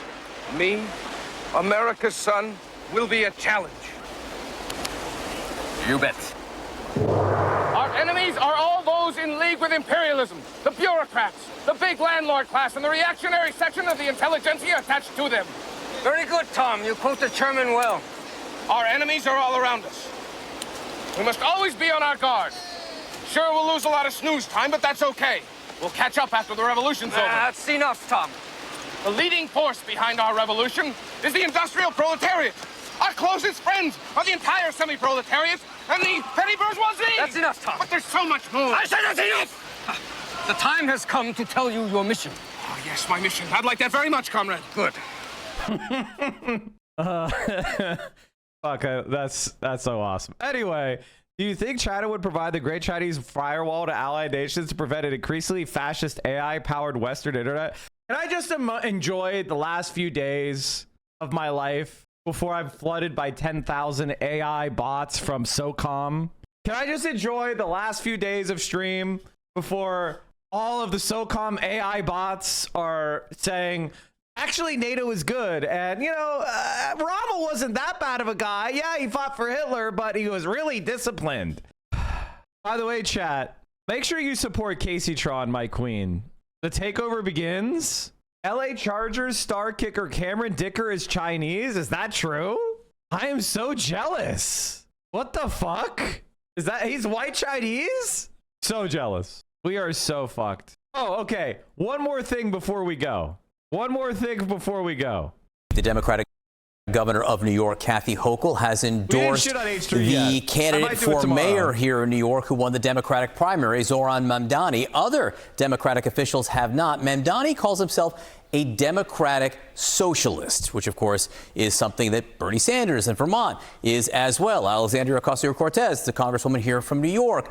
What about that word socialism? How does it play in the polls? One man knows the answer. CNN chief data analyst Harry Enton. Hello, sir. Hello. We're talking about socialism and we're talking about Democrats. Yeah, okay. You know, I'm not really surprised that Kathy Hochul decided to, in fact, endorse Zoran Mamdani, because the fact is, socialism is not a 4-letter word in Democratic primaries, not among Democratic voters. It's a 5-letter word in the minds of a lot of Democrats, that 5-letter word being great. Look at this, net popularity of socialism among Democrats. You go back to it was plus 7 points. Look how high it is now, up like a rocket, up to plus 36 points. That's a jump of nearly 30 points on the net popularity scale among Democrats in just 15 years. And I was looking at the polling from New York City, and what you see is the clear plurality of New York City Democrats think the idea of having a socialist mayor is a good idea, matching what we see nationally. The bottom line is socialism isn't a dirty word among Democrats at this particular point.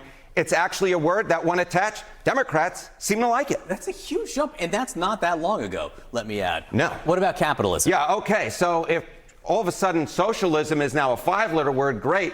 What I would say is capitalism in the mind of Democrats is a 3-letter word, bad. What are we talking about? Net popularity of socialism among Democrats. Look at this trend. It was plus 8 points in 2010 on the positive side of the ledger. Look at where we are in 2025.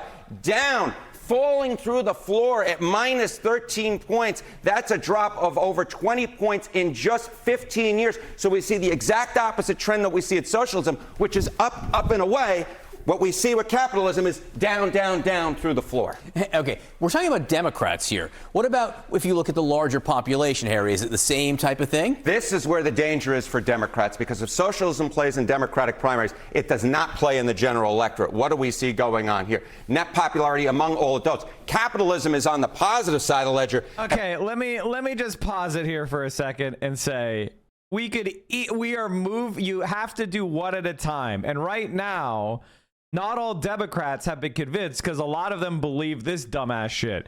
But if we can move it 40 points in 15 years, and capitalism down 20 points in the same period, we could do it with the general electorate as well. Plus 12 points. It's called socialism, doing politics. Way, way, way underwater at minus 18 points. So that's capitalism running away by 30 points over socialism. That is why Republicans are thanking their lucky stars if Mamdani, in fact, wins the general election, because they feel like they can play off of him, because socialism may play in New York City among Democrats, but among the general electorate, Donald Trump and the Republicans are saying, hey. See, and this is propaganda to try to convince centrists, oh, you may like it, but don't support it.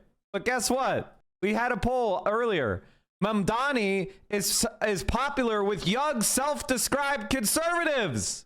19% of self-described conservatives say 19% favorable, 18% unfavorable. Motherfucker, you guys are in trouble. Most people don't know who Mamdani is. And honestly, socialism and capitalism, that's an ideological term. Who are the most popular politicians?